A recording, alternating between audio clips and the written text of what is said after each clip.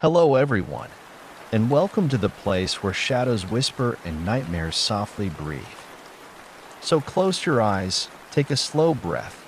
I know you use this video to fall asleep, so before that, like the video and subscribe to the channel. Also, where you from and what time are you watching? Let's get comfortable and relax. In the quiet town of Eldridge Hollow, nestled deep within the woods, there was a house that the townsfolk whispered about but seldom approached. It was an old Victorian structure, its paint peeling and windows cracked, standing defiantly against the encroaching forest. For decades, it had been abandoned, shrouded in shadows and tales of tragedy. The last family to inhabit it disappeared without a trace one stormy night, leaving behind only questions and a lingering sense of dread. Most locals avoided the house, claiming it was cursed, but that didn't deter Alex, an ambitious young journalist with a penchant for adventure and a thirst for the supernatural. He was determined to uncover the truth behind the legends, believing that the story could launch his career. Armed with a flashlight, his recorder, and an old camera, Alex made his way to the house one evening. The sun dipping below the horizon as darkness enveloped his surroundings. As he stepped onto the creaking porch, the air grew thick, and a shiver ran down his spine. The door, surprisingly unlatched, swung open with a haunting creak, revealing a dark hallway littered with dust and remnants of a forgotten life. Shadows danced along the walls as he ventured inside, his footsteps echoing through the empty rooms. The atmosphere was heavy, laden with an oppressive silence that enveloped him like a shroud. Despite the chill in the air, Alex felt drawn to explore deeper. His flashlight beam flickered, illuminating faded photographs lining the walls, showing a happy family, a man, woman, and their two children, all smiles and laughter. But their faces seemed to warp in the shadows, morphing into expressions of terror as he moved past them. Shaking off the sensation, he pressed on, discovering a parlor filled with cobwebs and antique furniture, the air thick with the scent of mildew. As he ventured upstairs, he couldn't shake the feeling of being watched, as if unseen eyes were trailing his every move. The floorboards creaked beneath his weight, each step a reminder of the home's decay. In a bedroom at the end of the hallway, he found a large, ornate mirror, its surface foggy, but somehow captivating. Drawn closer, he peered into its depths, searching for a clue to the family's fate. A sudden chill rushed through him, and for a heartbeat, he swore he saw a figure standing behind him in the reflection, just beyond the reach of his flashlight. Startled, he spun around, but the room was empty, the air thick with silence. Heart pounding, Alex turned back to the mirror, and in that moment, the reflection shifted. The once static image of the bedroom warped, and he gasped as he saw the family he had admired in the photographs, only now they were not smiling. Their faces twisted in anguish and terror, mouths open in silent screams. Panic washed over him as the realization struck, and he stumbled back, knocking over a chair that clattered to the floor. He turned to leave, urgency flooding his actions, but the air around him thickened, an invisible force pressing against him. The hallway felt elongated, distorted, as if the house itself was alive, refusing to let him escape. Frantically, he retraced his steps, but each door he tried seemed to lead him back to that cursed room. Shadows flickered at the corners of his vision, whispering his name, luring him with promises of answers. "Stay with us," they seemed to hiss, overlapping voices echoing with despair. The sense of dread mounted as he raced down the hall, desperate to find a way out, feeling as though the walls were closing in. Finally, he burst through a door at the end of the corridor, stumbling into what appeared to be a children's room. Toys lay scattered across the floor, their cheerful colors now muted by years of dust. In the corner, a rocking chair swayed slowly, as if propelled by an unseen force. His breath came in ragged gasps as he backed away, but then a soft voice, a child's voice, whispered from the shadows, "Don't leave us." Turning on his heel, he made one last dash for the stairs, adrenaline surging through him. As he raced down, he felt cold fingers brush against the back of his neck, sending a jolt of terror through him. He pushed through the front door just as he felt the grip tighten, and he stumbled out into the night, collapsing on the porch. Panting, he sprang to his feet and sprinted away from the house, the whispers swirling behind him, urging him to return. He didn't stop until he reached the town, heart racing, mind reeling. Days passed, and though he tried to recount his experience, the words eluded him. The story he sought to uncover had turned into a nightmare he could scarcely comprehend. Haunted by what he had witnessed, he couldn't shake the feeling that the family still lingered, their souls trapped within the confines of that house. The townspeople noticed his change, the haunted look in his eyes, the way he would flinch at every creaking floorboard point one stormy night. Unable to bear the weight of his fear any longer, he returned to Eldridge Hollow. The house loomed larger than before, its windows dark and foreboding. Driven by an inexplicable need, he entered once more, flashlight flickering as the door creaked ominously behind him. And then the whispers started again, echoing through the halls. But this time, they sounded different, not just desperate, but welcoming. As he walked deeper into the heart of the house, the memories of the family enveloped him, tinged with sorrow and loneliness. Alex understood then, too late, that the truth he sought was not merely a story, it was a call to join them, to become part of the legend. The door swung shut behind him, locking him in, the house reclaiming another lost soul. The townsfolk continued to speak of the haunted house, but they never spoke of the journalist who brought their stories to life, trapped forever between the echoes of laughter and the shadows of despair. As nights turned into weeks, the eerie tales of Eldridge Hollow began to evolve. The already chilling stories about the house and its haunting became infused with new whispers of a journalist who had sought the truth yet vanished without a trace.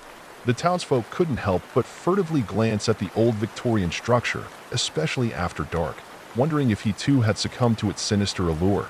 Inside the house, Alex was engulfed by a profound sense of stillness, as if time itself had come to a standstill. The overpowering silence at first seemed comforting, but in the absence of noise, he could hear the echoes of the past. The family's laughter resonated in his mind, filled with joy when they were together, but those cheerful sounds now held a deep sorrow, tinged with longing. As days blurred into nights, Alex found himself wandering the familiar paths of the house, but nothing felt quite the same. It was as if the house had transformed him, melding his essence with the spirits of the family lost within its walls. He still had his recorder, miraculously still functioning, and he'd often catch himself speaking into it, recounting his experiences, unsure if anyone would ever hear them. Day one. Or is it two? He began on one recording, his voice unsteady. I can feel them. They're here. They want me to understand. The air around him crackled with an energy that could either be warmth or bitter cold, depending on the whims of the shadows. His mind drifted back to the day he first arrived, the bustling excitement that had propelled him into the house. Now, it felt as though an invisible weight tied him to the ground, holding him in place. Yet his spirit soared through the time-worn hallways, discovering forgotten memories encapsulated in dust and darkness. The children's laughter echoed through the walls, reminiscent of fleeting glimpses of joy, enticing him deeper. He often found himself in the children's room, drawn to the scattered toys that seemed to come alive under his touch, their vibrant colors flickering in his mind long after he had set them down. He felt their essence wrapping around him, almost like a guardian's embrace, but nestled within it was an insistent yearning. It whispered of their unfulfilled lives, a subtle reminder of what it meant to be alive and free. Longing to help them find peace, he unfurled the stories he had gathered about the family, piecing together the fragments of their lives that had been lost to time. Why did you stay? He mused one night, speaking to the empty room. What binds you here? A soft shiver curled through the air, and for the first time, he sensed an answer, a sliver of their shared pain. The family had been torn apart by tragedy, each member leaving bits of themselves behind, trapped within the fabric of the house itself. The weight of that sorrow settled over him, as heavy as stone. Days continued to blend together, but one evening, as rain drummed against the roof, something shifted. During an uncharacteristically vivid dream, the family appeared to him, not just as shadowy figures, but as vibrant souls filled with longing. They beckoned him into a world where they could tell their stories, where their voices would resonate beyond the confines of walls that held them captive.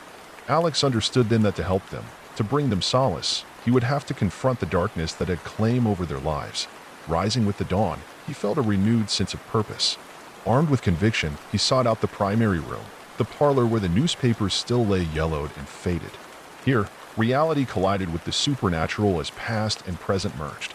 Shadows swirled, teasing at his consciousness, whispering the truth of the family's demise. Their bitter anguish became a driving force, and he realized their fight was his fight too. If I share your story, will you finally be free? He asked the room, his voice trembling with a blend of hope and fear. In response, the air crackled, charged with an energy that sent shivers down his spine. Grabbing his recorder, he began to recount their tale, as he understood it now. The heart-wrenching tragedy of a family torn apart by an unseen evil that had seeped into their lives like a slow poison, culminating in that fateful night. The whispers grew louder, guiding him as clarity coursed through his thoughts. The family's desperate struggle, the broken promises of safety, and the love that persisted even in death unfolded like a tapestry of emotions, each thread woven with care. As the storm raged outside, he recorded the tale with feverish intensity, desperate to capture every nuance. He felt their presence enveloping him, lending strength to his voice. They need to hear this. Alex realized his recording wouldn't just be for the outside world. It was a means to usher the family's story into the light, to acknowledge their suffering, and perhaps, ultimately, to grant them freedom. As he spoke, he felt a shift within the house. The heavy weight began to lift, and the air grew lighter, filled with a warmth that permeated even the darkest corners. The shadows began to recede, and the voices that haunted him transformed from mournful wails to soft whispers of gratitude.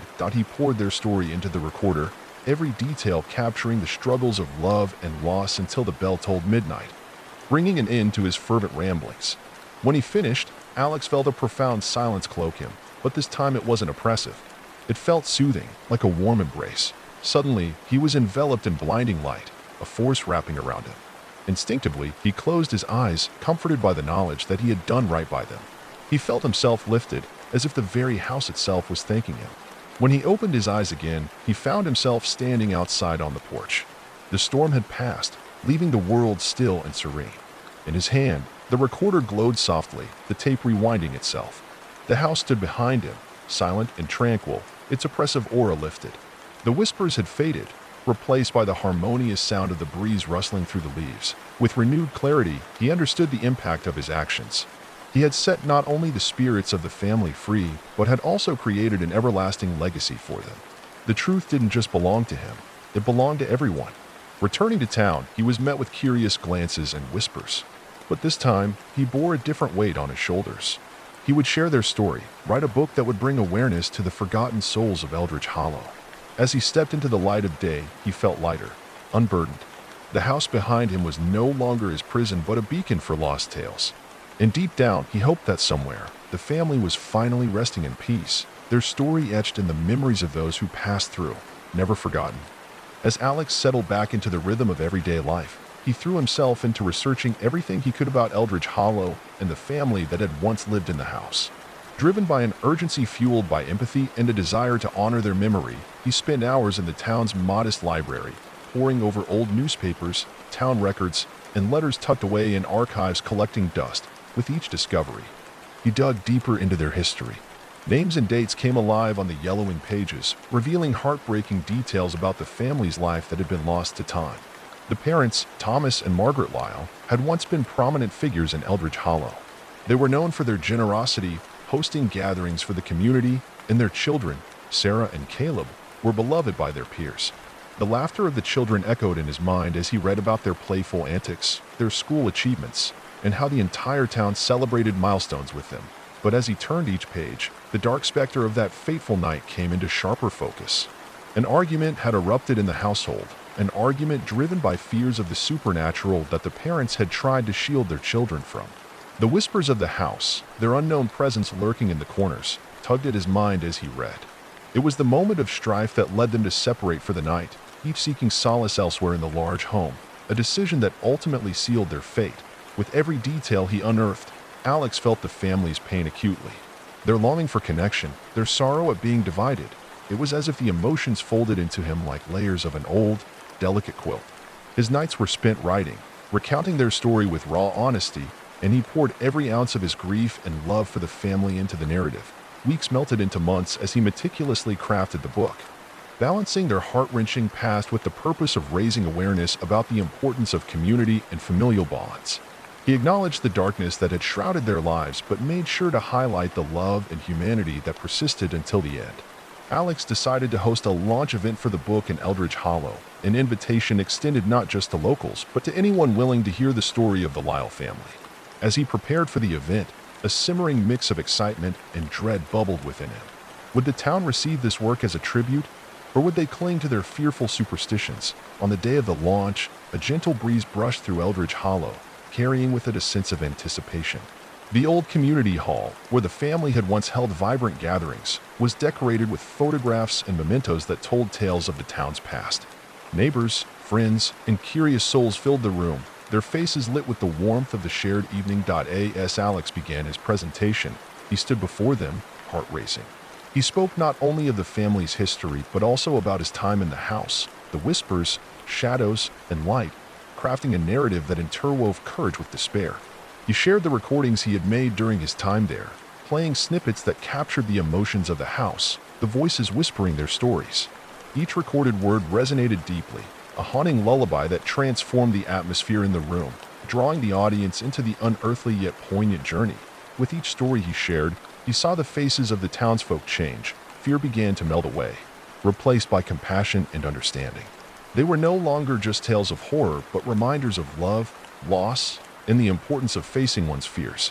He emphasized that the house no longer held the darkness it once did, believing that no longer would it trap souls trying to tell their story. Tears glistened in many eyes as he concluded, inviting anyone present to share their own thoughts, memories, or experiences related to the family or the house. To his surprise, voices emerged, first quietly and hesitantly, then with growing confidence. Neighbors shared personal stories of the Lyles, recollections from years ago that painted the family as kind-hearted and engaged, bright spots in a community often overshadowed by deep-seated fears. As the gathering unfolded, an unspoken agreement emerged. The weight of the past needed to be lifted. They began to share tales of their own fears and losses, emphasizing their desire for connection and the importance of preserving the memories of loved ones lost. It was cathartic. What had begun as a personal journey for Alex transformed into a collective healing process for the entire town. In the weeks that followed the book's launch, something extraordinary happened. The mood of Eldridge Hollow shifted. Residents began visiting the old Victorian house, a place once avoided, now becoming a hub for storytelling, exchanging memories of past families and new gatherings. People walked through the garden, enjoying the beauty of the vines that once choked the entrance, laughing and reminiscing about the Lyle family, who they recognized were now part of their own history. As the seasons changed, so did the fabric of the community. In the fading sunlight of autumn, families organized a lantern festival in honor of the Lyle family, lighting lanterns and sending them into the night sky, each one a symbol of hope and an acknowledgement of their spirits, guiding them toward peace and connection. The air was filled with laughter and celebration, a beautiful contrast to the sorrow that had once lingered in the shadows of the Victorian house. Amid these transformations, Alex often returned to the house himself. Each visit brought a sense of peace he had never expected to feel there. He believed he could sense the family with him, a quiet presence lingering in the air, as if expressing gratitude for the love that had emerged from the darkness. Then one fateful evening, he decided to host a gathering in the house, inviting those who had come to know and love the story of the Lyles. As they gathered in the parlor, the once ominous atmosphere was now warm and inviting, filled with laughter and shared memories. They shared food, listened to music, and told stories late into the night, celebrating the joy and resilience of those who had once lived there. But as they settled around the fireplace, a hush fell over the group. A soft breeze swept through the open windows, extinguishing a few candles and bringing with it the faintest echo of laughter, childlike and innocent. It wasn't the sound of fear or despair, but a joyful celebration. The guests exchanged glances, smiles spreading across their faces as they felt the warmth of a presence that seemed to envelop them all. That moment, Alex understood. The family was not just a tale of horror. They were part of the enduring legacy of Eldridge Hollow. They had transcended their suffering through love, and now, the stories they shared bridged generations. As the night deepened, he knew that the spirits of Thomas, Margaret, Sarah, and Caleb had finally been released, embraced by the very community they had once cherished. The whispers that had once filled the house transformed into a beautiful silence, echoing the promise of a new beginning, one filled with love, laughter, and hope that would carry on for generations to come. In embracing their past, the town of Eldridge Hollow stepped into the light, forever changed, writing a new chapter in their collective story that honored both the living and the lost, all while reminding them that true horror often resides not in the supernatural, but in the silenced voices of those we love. As winter settled over Eldridge Hollow, a blanket of softly falling snow transformed the town into a picturesque wonderland. The Lantern Festival had not only brought the community together, it had ignited a sense of purpose among the residents to celebrate their history responsibly. Honoring both the living and deceased members of their community, Alex found himself increasingly immersed in this new wave of engagement. The local school reached out to him, inviting him to speak to students about the importance of storytelling and understanding history. He accepted eagerly, eager to pass on the lessons he had learned through his journey with the Lyles. In the warmth of the school's auditorium, filled with eager young faces, he shared anecdotes about the Lyle family, weaving in elements of history, loss, and resilience. He spoke about how stories shape our identities and connect us across time and space. The children listened intently, their eyes wide with wonder as he recounted tales from pages of history that seemed to come alive in his narratives. Afterward, he facilitated a workshop where the students were invited to create their own stories. His heart swelled with pride as he watched their imaginations bloom as each child crafted characters, inventions, and adventures, letting their creativity flow unfettered. It was a joyous experience, a celebration of life, echoing the very essence the Lyles had brought to Eldridge Hollow. The increase in community events soon became a tradition.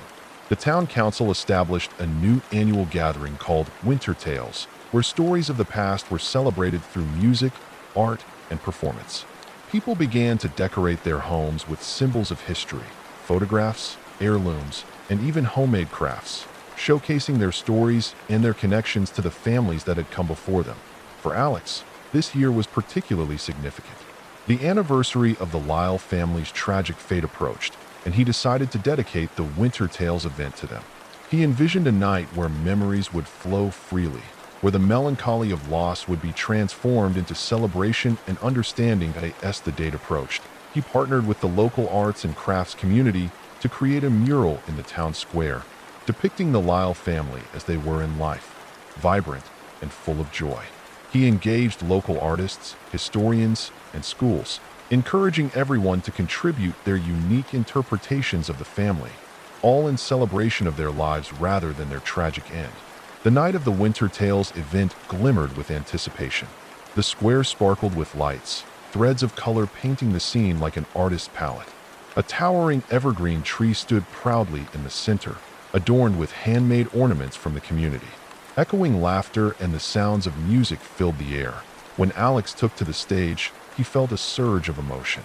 He addressed the crowd, sharing his gratitude for the unity they had forged since the Lyle family's story had come to light.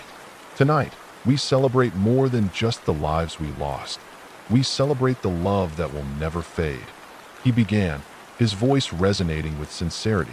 The townsfolk responded with warm applause and nods, their hearts open to the sentiment he expressed. Music began to play, filling the night air with familiar melodies that stirred both joy and melancholy. Families gathered to share their stories, honoring their own histories woven through the tale of the Lyles. As the night drew on, he facilitated a moment of reflection, inviting everyone to light a candle in remembrance of those they had lost.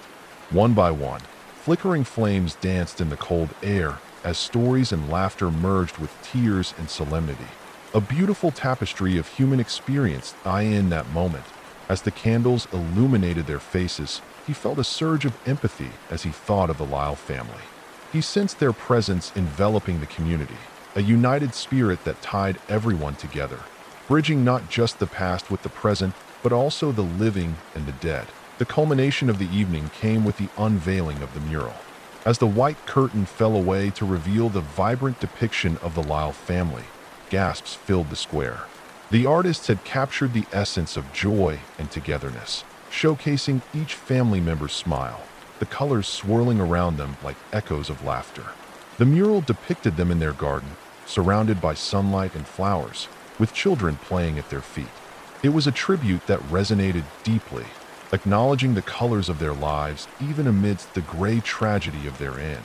The square erupted in applause, the admiration palpable in the air as townsfolk stepped forward to read the inscriptions beneath the artwork. Each word was a precious reminder of the importance of family and community.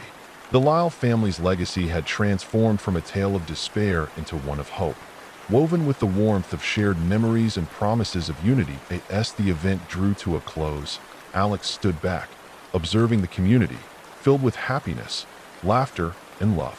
He cherished the profound transformation that had taken root within the hearts of the townsfolk.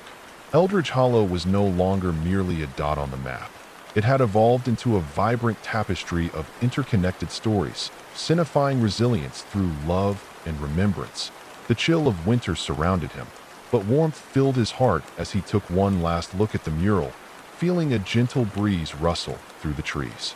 In that fleeting moment, he closed his eyes, inviting the spirit of the Lyle family and the countless others who had come before to fill the spaces between his breath. He felt grateful for the path they had illuminated, and he knew the stories would continue to flow, blossoming anew in the hearts of every generation to come. As he left the square, pockets of laughter echoing in the crisp night air, Alex understood that the essence of story was eternal, bridging time and heartbeat. And in Eldridge Hollow, he had witnessed the very essence of that truth, bound together through love, connection, and undying memories, forever etched in history as a testament to the strength of community and the enduring power of storytelling. As the winter months unfurled, the townspeople of Eldridge Hollow embraced their newfound tradition of storytelling. Each month brought new tales woven into the fabric of their community, from historical reenactments to cozy storytelling nights at the library, where young and old gathered to share their own narratives, each one a thread in the tapestry of the town's history. Alex became more than just a storyteller. He became a facilitator of connections, guiding people in rediscovering their familial legacies. He organized workshops where residents could delve into their ancestry, share heirlooms, and build meaningful dialogues about their histories. The love for storytelling matured into a revitalized sense of belonging and identity, leaving no one feeling alone in their experiences. As spring approached, the energy around Eldridge Hollow blossomed, just as the flowers began to bloom. The community decided to establish a dedicated storytelling festival, aptly named Voices of Eldridge, aiming to attract visitors from afar. Through a series of fun activities, performances, and workshops, they sought to celebrate the heritage of the town and the importance of connection, a continuation of the spirit that the Lyles inspired. While planning the festival, Alex felt a mixture of excitement and trepidation. This was no longer just about the Lyle family. It was about the whole town coming together, showcasing their stories to the world. He envisioned speakers from various backgrounds taking the stage, expressing their own tales of love, loss, and triumph, sharing not just what it meant to live in Eldridge Hollow, but what it meant to be part of a greater narrative that transcended generations. As he navigated through the preparations, Alex consulted with local artists, historians, and performers, drawing in talents from the town itself. He sought to ensure that the festival not only paid homage to the past, but actively engaged with the present, encouraging participants to speak about their evolving stories. One day, while organizing materials in the community hall, Alex received a message that ignited a spark of intrigue. There was a family tracing their roots back to Eldridge Hollow, claiming ties to the Lyle family. Their ancestor had been a distant cousin, and they wished to visit the town in conjunction with the upcoming festival. Their contact, a spirited woman named Clara, expressed enthusiasm about sharing her family's connection and learning more about her roots. As the day of Clara's arrival approached, Alex felt a whirlwind of emotions.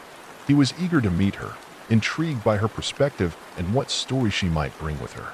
The Lyle family had become part of the collective memory of the town, but now, with Clara's arrival, another layer of connection could unfold. Finally, the long-anticipated day arrived. Clara stepped into Eldridge Hollow, a smile illuminating her face beneath her dark, curly hair. She was warm and open, immediately struck by the vibrant community that had come together around the legacy of her ancestors. As the two connected, they shared stories and laughter, weaving together the threads of their intertwined histories. Clara offered insight into her family, revealing stories passed down through generations, tales of joy and heartache that echoed the ones Alex had uncovered. Together, they discussed the transformative power of storytelling and how it could heal wounds that had long been festering in silence. During their conversations, Clara recalled a family legend about a hidden letter written by Sarah Lyle, the youngest daughter of the Lyle family, believed to be lost to time. The letter was said to reveal insights into her thoughts, her hopes, and the fear that gripped the family in their last days. Clara spoke with such passion about finding this letter, and together they embarked on a search that would unite their families in an extraordinary way. A collective sense of determination gripped Alex and Clara as they rummaged through records, conducted interviews with elder townsfolk, and searched within the archives of the local library. Day by day, their bond deepened as they uncovered scraps of information. On one particular afternoon, while Alex was at the library flipping through a collection of old books, he stumbled upon a tattered folder with Lyle family written on the cover. Inside, amid faded photographs and reports, lay a fragile envelope, clearly labeled with Sarah's name. Heart racing, he carefully extracted the letter, its paper yellowed with time. As he unfolded it, he felt the weight of history bring the words to life. Dear future readers, if you are holding this letter, then I have achieved my greatest wish, that my voice echo through time. Though the shadows of sorrow and fear dance around our home, love reigns eternal, and I believe it can conquer any darkness that we have faced. As the winter months unfurled, the townspeople of Eldridge Hollow embraced their newfound tradition of storytelling. Each month brought new tales woven into the fabric of their community, from historical reenactments to cozy storytelling nights at the library, where young and old gathered to share their own narratives, each one a thread in the tapestry of the town's history. Alex became more than just a storyteller. He became a facilitator of connections, guiding people in rediscovering their familial legacies. He organized workshops where residents could delve into their ancestry, share heirlooms, and build meaningful dialogues about their histories. The love for storytelling matured into a revitalized sense of belonging and identity, leaving no one feeling alone in their experiences. As spring approached, the energy around Eldridge Hollow blossomed, just as the flowers began to bloom. The community decided to establish a dedicated storytelling festival, aptly named Voices of Eldridge, aiming to attract visitors from afar. Through a series of fun activities, performances, and workshops, they sought to celebrate the heritage of the town and the importance of connection, a continuation of the spirit that the Lyles inspired. While planning the festival, Alex felt a mixture of excitement and trepidation. This was no longer just about the Lyle family. It was about the whole town coming together, showcasing their stories to the world. He envisioned speakers from various backgrounds taking the stage, expressing their own tales of love, loss, and triumph, sharing not just what it meant to live in Eldridge Hollow, but what it meant to be part of a greater narrative that transcended generations. As he navigated through the preparations, Alex consulted with local artists, historians, and performers, drawing in talents from the town itself. He sought to ensure that the festival not only paid homage to the past, but actively engaged with the present, encouraging participants to speak about their evolving stories. One day, while organizing materials in the community hall, Alex received a message that ignited a spark of intrigue. There was a family tracing their roots back to Eldridge Hollow, claiming ties to the Lyle family.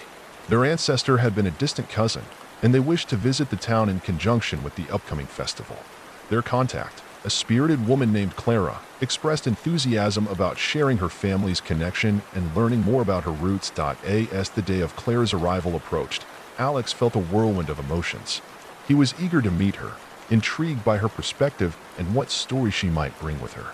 The Lyle family had become part of the collective memory of the town, but now, with Clara's arrival, another layer of connection could unfold.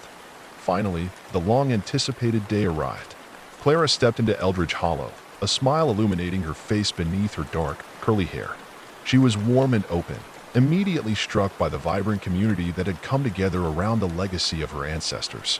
As the two connected, they shared stories and laughter, weaving together the threads of their intertwined histories. Clara offered insight into her family, revealing stories passed down through generations, tales of joy and heartache that echoed the ones Alex had uncovered. Together, they discussed the transformative power of storytelling and how it could heal wounds that had long been festering in silence.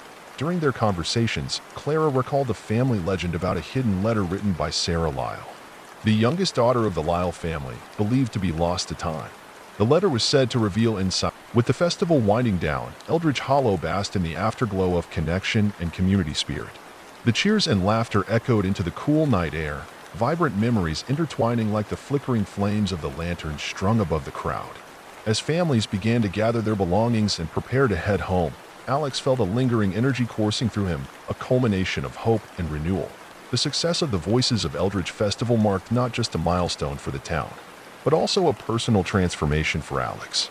He had ventured from being a mere outsider, curious about the Lyle family's legacy, to becoming a vital part of the community's narrative. The bonds formed over shared stories had given him a profound sense of belonging and purpose. Clara, too, was alight with inspiration. She couldn't stop sharing the enthusiasm that had engulfed her since her arrival in Eldridge Hollow. The unexpected discovery of Sarah Lyle's letter had created a unique bond between them, and as the two parted ways that night, she promised to return to the town with her family to keep nurturing the connections they had begun to forge. In the weeks that followed, the energy cultivated during the festival spilled over into daily life. Community members began to host regular storytelling circles, where residents of all ages could come together, share their narratives, and inspire one another. The town library expanded its offerings, showcasing new historical archives and literary exhibits, a vibrant hub of creativity and knowledge where memories melded with aspirations. Meanwhile, Alex immersed himself in various projects. He started a community blog titled Echoes of Eldridge, where residents could contribute their own stories, reflections, and insights. They shared everything from personal anecdotes to family histories, creating a digital anthology of life in Eldridge Hollow.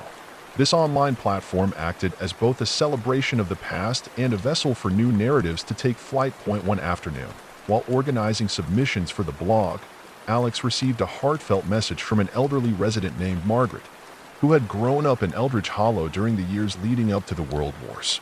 She had been particularly moved by Clara's reading of Sarah's letter and felt compelled to contribute her story. Alex eagerly arranged a meeting at the coffee shop that had become a local gathering spot. When they sat down together, Margaret's eyes sparkled beneath the weight of her years. She recounted tales from her youth, the vibrancy of a small town filled with resilience despite the tumultuous times. Stories emerged of neighbors banding together to support one another, sharing meals, and offering comfort amid uncertainty. Her memories of festivals, community gatherings, and the magic of storytelling as a child captured the essence of what it meant to belong. "What strikes me, dear," Margaret said, her voice full of warmth, "is the spirit of community that remains, even after so many years. It's all about cherishing those little moments that connect us, just like Sarah Lyle wished for." Encouraged by her stories, Alex proposed that they collaborate on an article that intertwined Margaret's anecdotes with Sarah's letter. This piece would beautifully encapsulate the generational threads running through Eldridge Hollow, bridging the past with the present and reminding everyone of the importance of community ties. As the months turned into a season of transformation, the stories continued to pour in. Eldridge Hollow thrived, becoming an emblem of enduring connection in the face of change. New businesses opened their doors, and even former residents began returning, drawn back to the town's magnetic spirit. Then, as spring blossomed into summer, the Voices of Eldridge Festival was officially declared a tradition. Plans were made to expand it into a 2-day event, becoming a central part of the town's identity.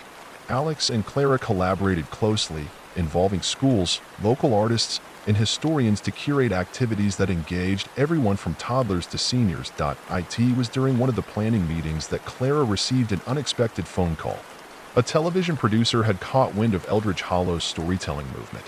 They were interested in creating a documentary that focused on the town's vibrant tapestry of stories and the power of community to transform history into living art.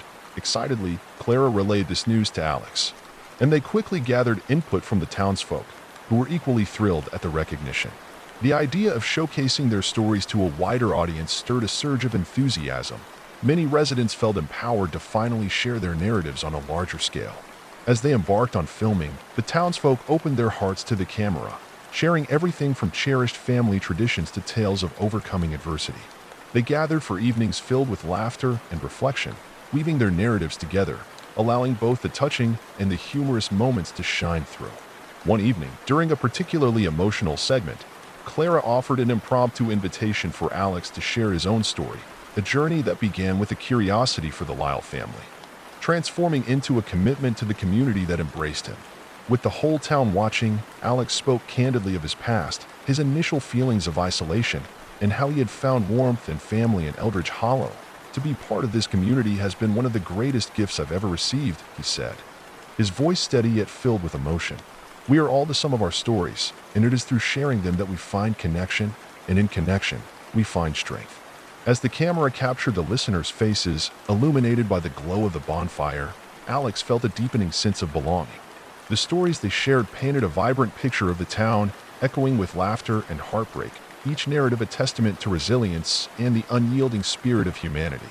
The documentary's release was met with a wave of admiration, offering Eldridge Hollow a platform to shine. With their stories now immortalized on screen, the townsfolk embraced newfound visitors eager to explore the places that had inspired such vibrant storytelling. The impact of this attention transformed the town in ways previously unimagined. Eldridge Hollow became more than just a location.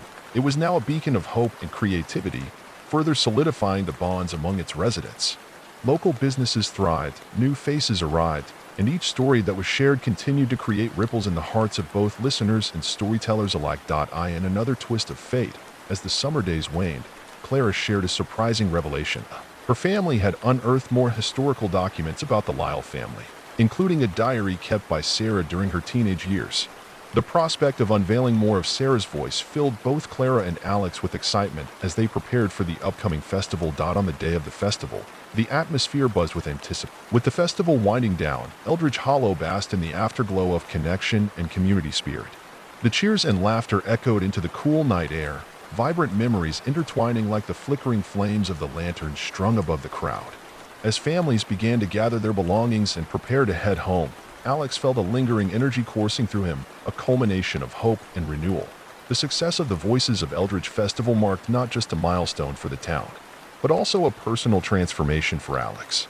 He had ventured from being a mere outsider, curious about the Lyle family's legacy, to becoming a vital part of the community's narrative. The bonds formed over shared stories had given him a profound sense of belonging and purpose.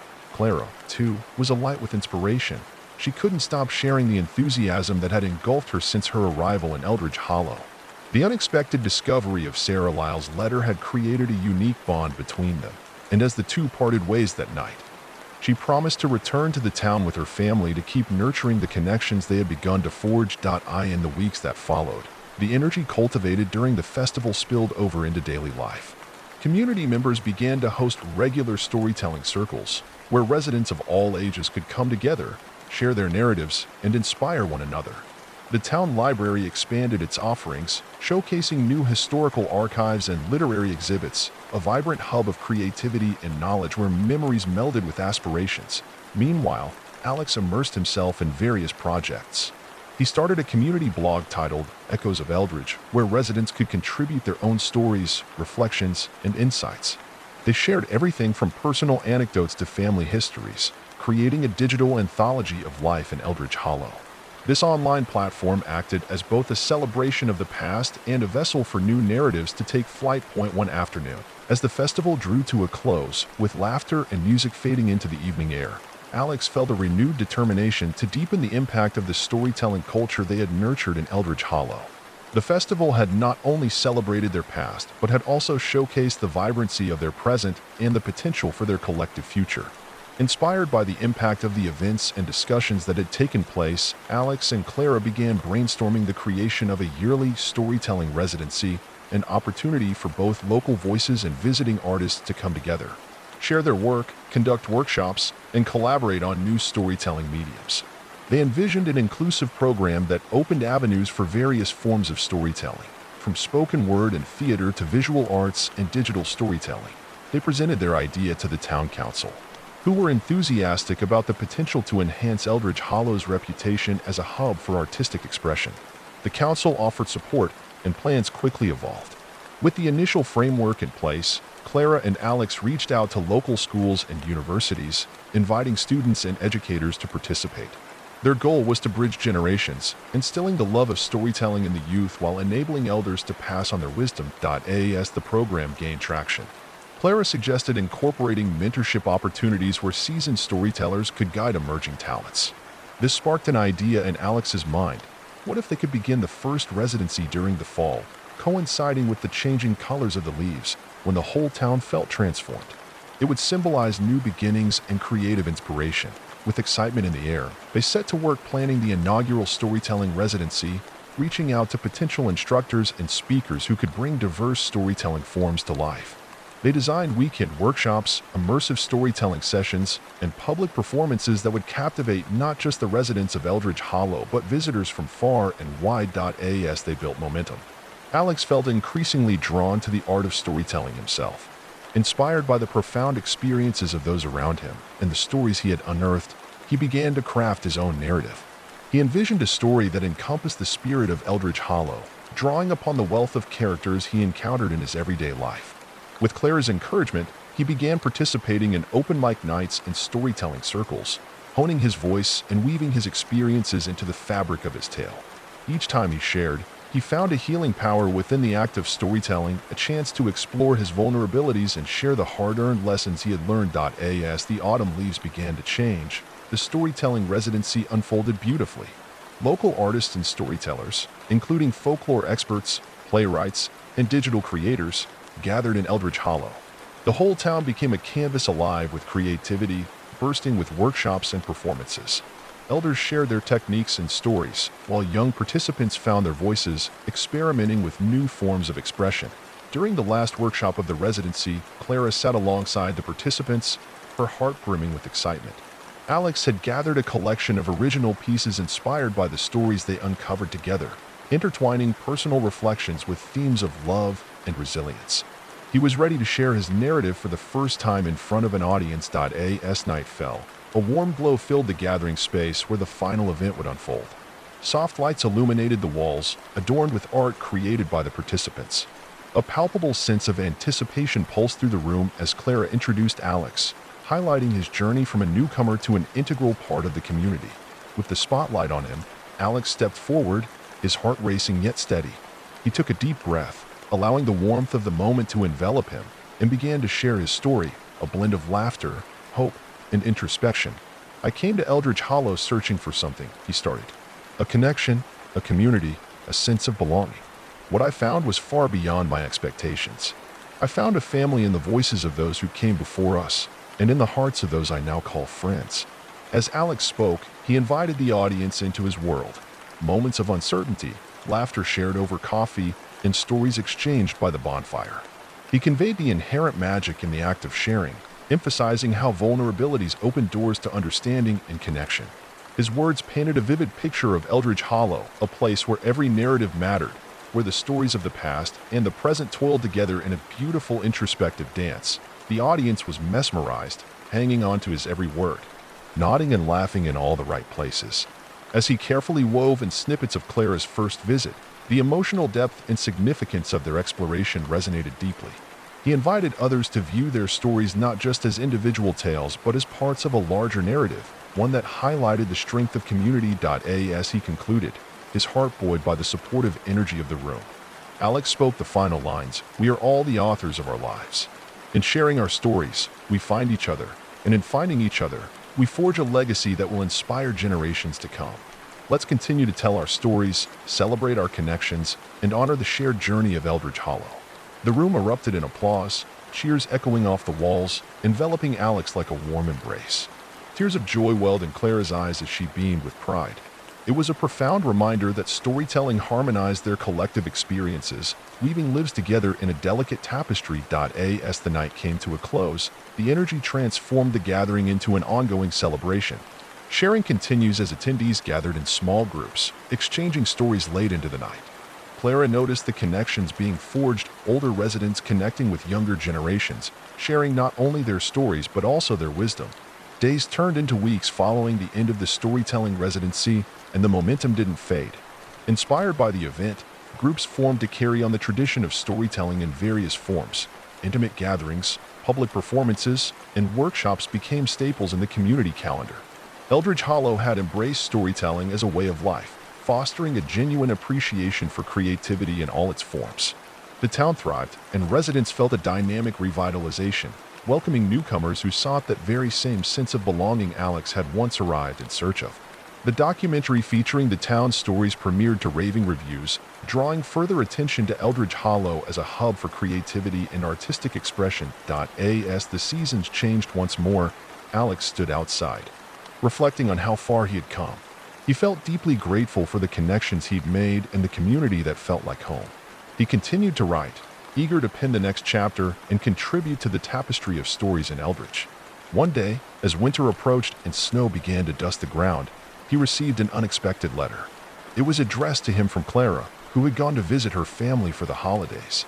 Inside was a sketch, an image of Eldridge Hollow, vibrant and teeming with life, representing their journey thus far. Attached was a note: "Thank you for being the soul of this community, forging connections that will last a lifetime. Together, let's keep weaving this beautiful tapestry of stories." As he gazed out across the snow-kissed landscape, Alex felt the warmth of community wrapping around him like a favorite blanket. Eldridge Hollow was a place where stories came alive and connections flourished, a testament to the beautiful, ongoing narrative they all shared. And with each passing day, he knew that their legacy had only just begun. With winter settling over Eldridge Hollow, the town took on a new, tranquil beauty, blanketed in glistening snow. The festive atmosphere ushered in a season of togetherness and reflection as neighbors turned their focus to celebrating the warmth of community during the holiday season. As Alex continued to write and compile stories for Echoes of Eldridge, the blog became a cherished repository for collective memories.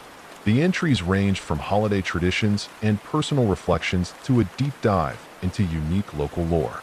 Each story contributed to a deeper understanding of what it meant to live in Eldridge Hollow, a place where every voice mattered and every life experience was valued. Inspired by the success of the storytelling residency, Clara proposed a community winter festival, bringing families together to celebrate the season while engaging in storytelling activities. The event would feature a storytelling corner for locals to share their tales, hot chocolate stands, a community potluck, and crafting stations where children could create holiday decorations. As plans took shape, Clara and Alex worked side by side, brainstorming ideas to keep the festival both magical and meaningful. One afternoon, while enjoying coffee at the local cafe, Clara said, "What if we theme each storytelling segment around the concept of hope and renewal? As the year ends, it's a good reminder of the possibilities that the new year brings." Alex nodded enthusiastically, considering all the stories that could be shared about resilience, dreams, and the magic of new beginnings. The framework they created resonated with the community's spirit. They would not only celebrate the past, but also look toward the future with open hearts. When the day of the winter festival arrived, Eldridge Hollow was transformed. Twinkling lights adorned every square inch of the town square, and the scent of cinnamon and pine filled the air. Families bundled in warm coats gathered, eyes bright with the excitement of shared traditions. The storytelling corner welcomed participants of all ages, providing an intimate space for residents to share their stories of hope. When Alex took to the stage, he couldn't help but feel a swirl of gratitude. The warmth emanating from the crowd filled him with purpose. He opened the segment by reflecting not just on the stories of triumph, but on the moments of struggle that shaped the journey. Hope is not the absence of hardship, he articulated, his voice steady and sincere. Hope is the light we find in the darkest places, the belief that we can create something beautiful from our experiences, something worth sharing. One by one, community members shared their narratives. Elderly residents recounted their childhood dreams. Parents shared tales of navigating challenges. Children proudly presented their hopes for the future. The stories painted a vibrant mural of resilience, echoing the strength of Eldridge Hollow's spirit. Laughter rose amidst moments of poignancy, illuminating the ways they had all overcome adversity. As dusk began to settle, Clara took her turn at the microphone. She shared a poignant story of how the town had touched her heart and changed her perspective on connection. "Eldridge Hollow is a testament to the beauty of community," she said, her eyes shimmering with emotion. "It's a place where we can discover pieces of ourselves through others, where we can celebrate not just what unites us, but also what makes us unique." With the storytelling segment winding down, those gathered began to congregate around a large bonfire. Children roasted marshmallows, and laughter filled the air as families exchanged stories and shared dreams. One by one, townspeople contributed written wishes or hopes for the upcoming new year, tossing them into the fire as a symbolic gesture of releasing the past and inviting fresh possibilities. In that moment, the community felt more alive than ever. The warmth radiating from the fire, combined with the warmth of friendship and shared experience, created an atmosphere of love and connection. As the winter festival culminated in a beautiful display of fireworks, Alex stood beside Clara, their hearts swelling with joy. The community had not only come together to celebrate the season, but had also turned inward to explore the transformative power of storytelling. Weeks passed, and as the new year dawned, Eldridge Hollow remained alive with enthusiasm and new projects blossomed. Alex, fueled by the energy of the winter festival, began to explore the idea of compiling a book filled with the town's stories, both the tales shared at the festival and others that had emerged throughout the year. The thought of highlighting the collective voices of Eldridge Hollow, preserving them for future generations, filled him with excitement. He envisioned a book that captured the raw emotions woven through their journeys, celebrating the very fabric of their community. He shared the idea with Clara, who who immediately jumped on board. Together, they made plans to reach out to residents, inviting them to share their stories in written form. As word spread, the response was overwhelming.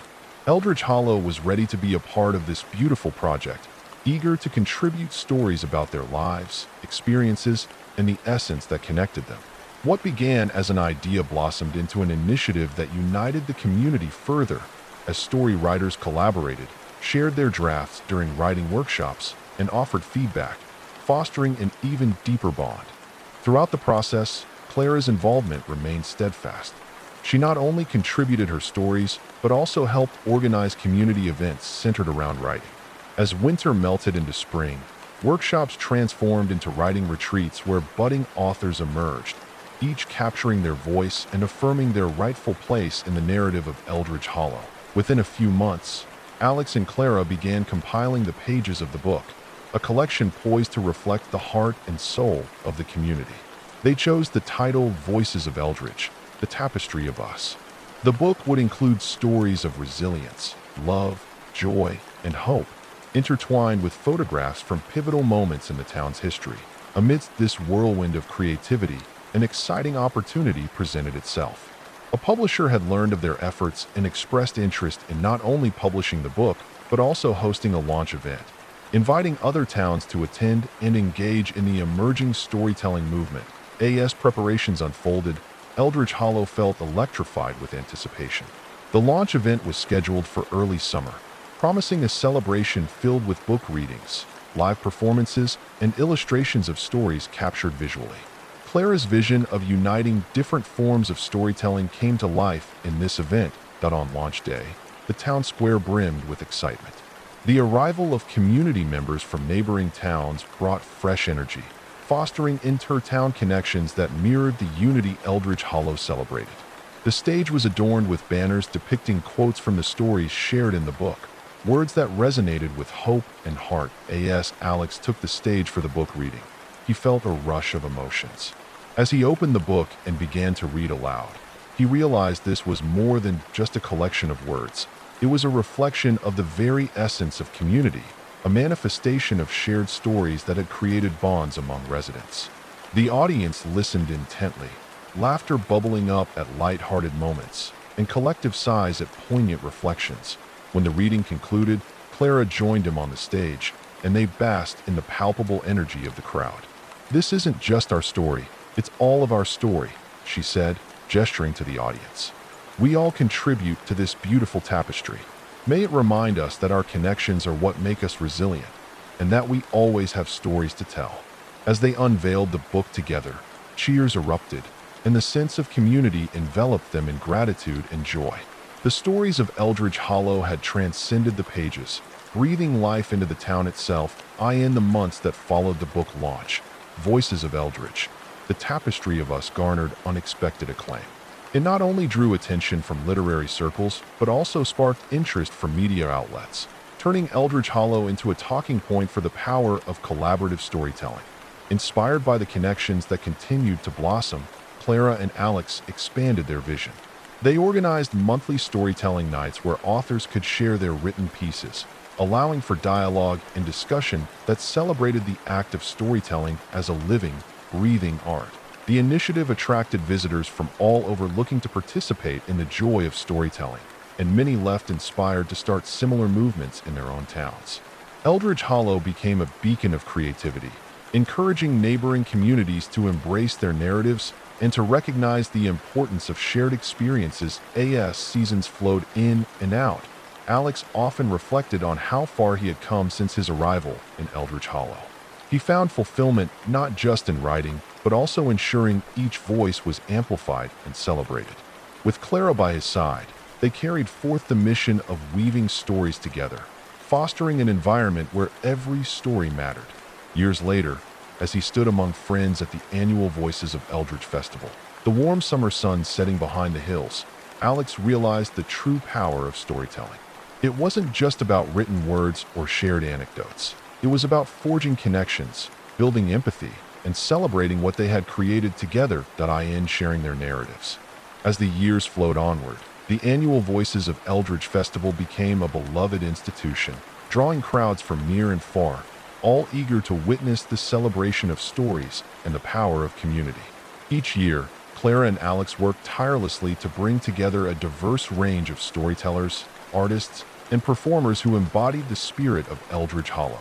With each festival, they introduced new elements, encouraging the community to evolve and experiment with different storytelling forms. One year, they incorporated a visual art section where local artists illustrated scenes from the stories being told, adding a sensory layer to the experience. The vibrant interpretations breathed new life into the tales, allowing the audience to visualize the narrative in a vivid and tangible way. In another initiative, they created a story exchange. Participants from different backgrounds shared their stories, allowing for more nuanced and cross-cultural dialogues. The format encouraged listening as much as storytelling, fostering a deeper understanding of the varied experiences that shaped each person's narrative. It was a heartwarming sight to witness diverse members of the community find common ground and connection through their stories. As Alex's literary pursuits evolved, he decided to write a follow-up book titled Whispers of Eldridge, Tales from the Heart, a collection focused on personal stories and reflections beyond the tapestry of community experiences. He wanted to delve deeper into the individual narratives that contributed to shaping the interconnected web of Eldridge Hollow. With Clara's support, he began interviewing residents, collecting thoughts and memories that encapsulated their personal journeys. Meanwhile, Clara had taken up the role of a mentor for young aspiring storytellers. She started a weekly Young Voices workshop where kids and teenagers could come together to explore their creativity. They engaged in various writing exercises, skits, and storytelling games that nurtured their burgeoning artistic talents. Many of her students participated in the festival, sharing their creations on stage, their voices ringing with confidence as they captivated their audience. The community thrived. One of the most significant changes came when the local school district recognized the importance of storytelling in education. They incorporated elements of storytelling into the curriculum, promoting literacy and creativity among students. Clara's workshop became a cornerstone of the program, inspiring a new generation of storytellers who would shape the future of Eldridge Hollow.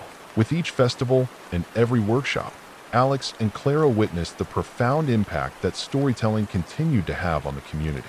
It not only built connections, but also served as a healing outlet, allowing individuals to express their emotions and confront their fears through the safety of shared narratives. As the years passed, the demographic landscape of Eldridge Hollow began to shift. New families and individuals moved in, each bringing unique stories and perspectives. Alex and Clara welcomed this diversity, determined to ensure that every voice felt heard and represented. They established an inclusive committee to plan future events, ensuring that all facets of the community were engaged and valued. One summer, during a break in preparations for the festival, Clara proposed an idea that had been brewing in her mind. What if we create a mentorship program that pairs established storytellers with those who are new to the craft? We could foster connections across generations and share the wisdom of experience. Alex loved the idea and immediately set about designing a structure for the program. They reached out to local artists, writers, and community members to volunteer as mentors, eager to support those who were just beginning to explore their storytelling voice. As the mentorship program rolled out, pairs began developing deep connections, sharing stories that spanned decades. The experience not only empowered those who sought guidance, but also rejuvenated seasoned storytellers who found joy in nurturing emerging talents. Clara noticed how vibrant the workshops became, full of energy and possibilities as voices echoed off the walls, creating a lively atmosphere of collaboration. The biennial festival blossomed even more, showcasing the rising talent nurtured through the mentorship program. It became a celebration of community-centric storytelling, blending fresh narratives with the storied past of Eldridge Hollow. Time marched on, and as festivals flourished, so too did the ambitions of Alex and Clara. Inspired by their experiences, they envisioned developing a storytelling institute, a space dedicated to the craft of storytelling that would offer workshops, retreats, and resources for aspiring storytellers and artists. A place where people could come together to learn, create, and inspire one another. With passion in their hearts, they presented the idea to the town council, which recognized the potential for a storytelling institute to become a beacon for creativity not only in Eldridge Hollow but also throughout the region. They granted support for the initiative, and soon after, the duo began laying out plans to transform an old barn at the edge of town into a warm and welcoming creative hub. After months of renovation and preparation, the Eldridge Hollow Storytelling Institute opened its doors. The soft wooden beams and colorful murals showcasing scenes from beloved local tales created an inviting atmosphere. Workshops were held for various storytelling forms, including oral history, writing, performance art, and multimedia storytelling. Local artists incorporated their skills in visual arts, theater, and music, offering unique perspectives that enhanced the storytelling experience. The Institute quickly became a focal point for the community, attracting individuals from neighboring towns who wished to hone their craft, connect, and share their stories. Alex and Clara worked collaboratively to curate programs that honored community narratives while embracing the artistry of storytelling. As the years passed, Eldridge Hollow continued to reap the benefits of its commitment to storytelling. The community thrived, enriched by a diverse tapestry of voices and experiences. The festival grew, and the Storytelling Institute became synonymous with creativity and collaboration. Then came a pivotal moment for both Alex and Clara. One chilly autumn evening, after a long day of programming at the Institute, Alex found Clara sitting quietly on a park bench overlooking the vibrant fall foliage. He joined her, and after a few moments of silence, he asked what was on her mind. "I've been reflecting on everything we've built together," Clara replied, her voice thoughtful. "We've nurtured a community that values storytelling in ways I could have never imagined. I think it's time we bring our stories to a bigger stage." "What do you mean?" Alex asked, intrigued. "What if we take the essence of Eldridge Hollow to a national audience? A documentary or a podcast series that captures the stories of our town and showcases the power of community storytelling. We can show the world how these narratives connect us all." Her idea ignited Alex's imagination. They spent weeks brainstorming the project, developing formats, and deciding on the best medium to convey their vision. Each idea flowed naturally from one conversation to the next until they settled on producing a documentary series titled Tales from Eldridge, the heart of community that after months of planning, they reached out to filmmakers and sound engineers interested in highlighting community-driven initiatives. With a clear vision and their passion guiding them, they captured the essence of Eldridge Hollow, its people, its stories, and the power of connection that thrived there. As the documentary highlighted the warmth and creativity of the town, it became a labor of love that echoed the values fundamental to Eldridge Hollow. Stories of resilience, laughter, and renewed hope filled the screen, allowing viewers to step into the lives of those whose narratives shaped the town. When the documentary premiered in local theaters, the town came together to witness their shared experience on screen. As audience members laughed, gasped, and shared moments of collective reflection, they could feel something powerful, the pulse of community beating as one. Following the premiere, the documentary received rave reviews and began to attract attention from various film festivals. Invitations poured in for screenings beyond Eldridge Hollow, and with each showing, the narrative of Eldridge expanded to new audiences, drawing people into the heart of their stories. Alex and Clara's vision manifested in ways they never anticipated. They found themselves invited to speak at events, encouraging other communities to embrace the art of storytelling. The simple act of sharing tales sparked movements and inspired a wave of storytelling initiatives across the globe. With each twist and turn of their journey, they understood the profound impact storytelling had not just on individuals, but on communities as a whole. It became clear that they held the foundation of something greater than themselves, a legacy that would shape future generations. Years later, as they stood before a new group of aspiring storytellers at the Eldridge Hollow Storytelling Institute, they marveled at how far they had come. Young voices filled the room, eager to explore their creativity and share their stories, just as they had done many years ago. With heartfelt gratitude, Alex and Clara shared their journey, the lessons learned, and the bonds created through storytelling. They encouraged their students to cherish the power of their voice, no matter how small. As the years rolled on, the impact of the Tales from Eldridge, the heart of community documentary, rippled far beyond the borders of their beloved town. Inspired by the genuine portrayal of life in Eldridge Hollow, Other communities began to seek ways to harness the power of storytelling just as Alex and Clara had done.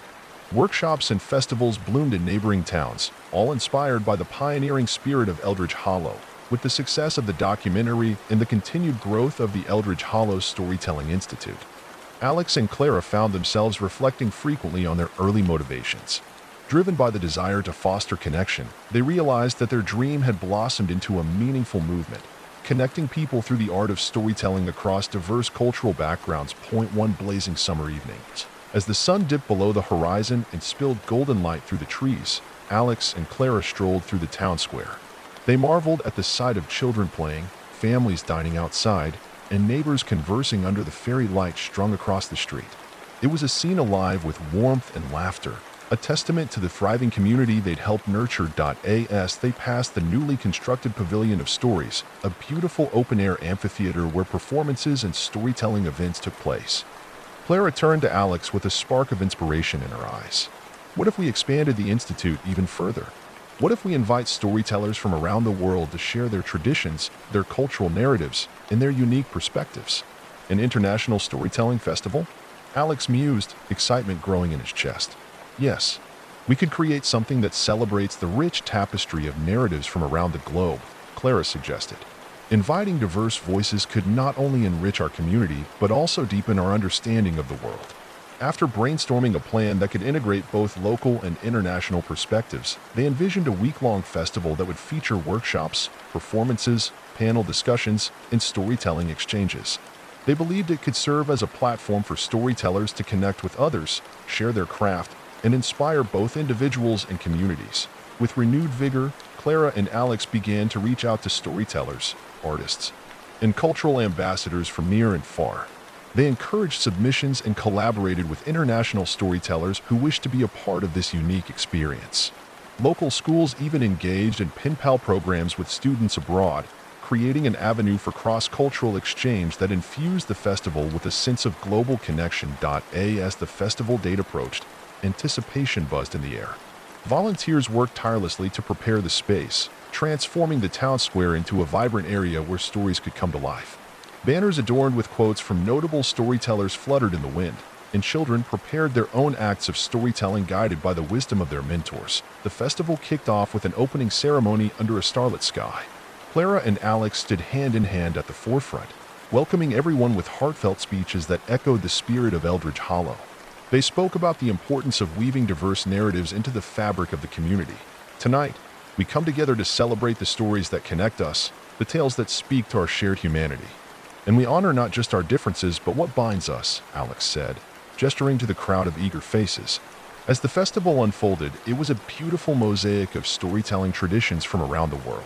There were poets reciting ancient verses, playwrights performing short scenes, and oral historians sharing personal anecdotes that spanned cultures and continents.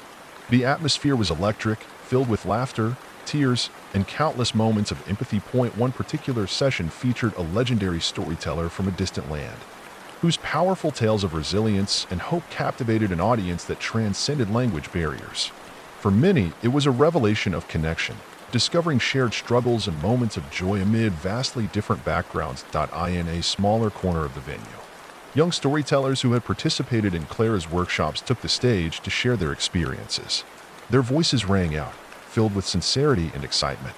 The crowd cheered and clapped, and some of the international guests were seen nodding knowingly, having recognized the universality of childhood dreams and aspirations across cultures. As the week progressed, connections blossomed.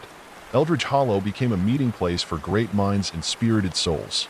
Cultural exchanges inspired new friendships, and collaborative storytelling emerged as visitors and locals engaged in dialogues that sparked the creation of new tales. By the final day of the festival, the air was heavy with a bittersweet mixture of nostalgia and gratitude. Attendees gathered for a closing ceremony that included a communal storytelling circle, where everyone was encouraged to share a single word representing their experience throughout the week. Words flowed like water: connection, joy, resilience, hope, family, unity. The resonance of these words filled the space, forming an intricate bond among the participants, a powerful reminder of their shared humanity. As the sun set for the last time during the festival week, Clara and Alex took a moment to reflect on how far they had come. The dream they'd nurtured had blossomed into something that not only inspired Eldridge Hollow but had also extended a compassionate embrace across the globe. You know, this festival is only the beginning, Clara said, her eyes shining with excitement. I truly believe we have tapped into a larger movement here. I agree, Alex replied, his heart swelling with pride. Stories have the extraordinary ability to transcend borders.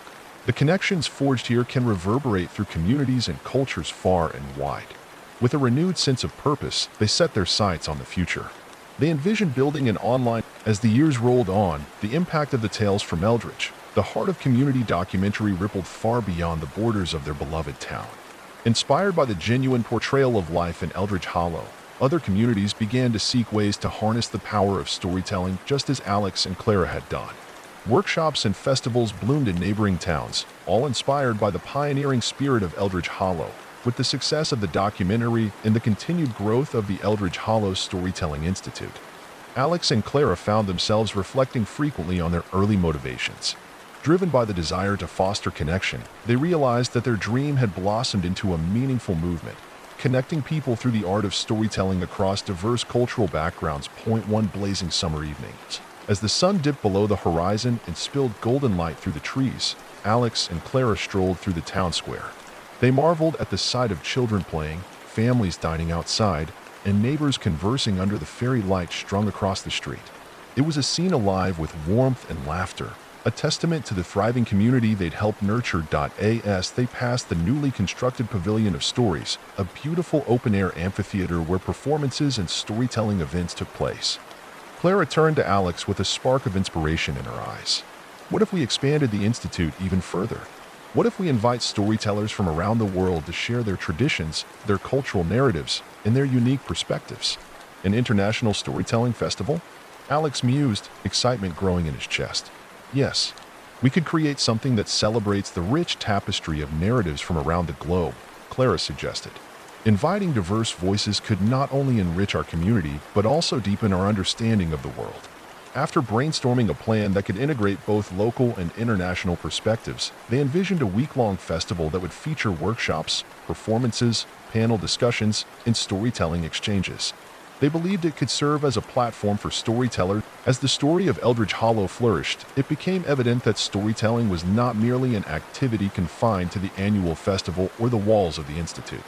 It permeated the everyday lives of the townspeople, infusing their interactions with a sense of purpose and connection that surpassed the ordinary.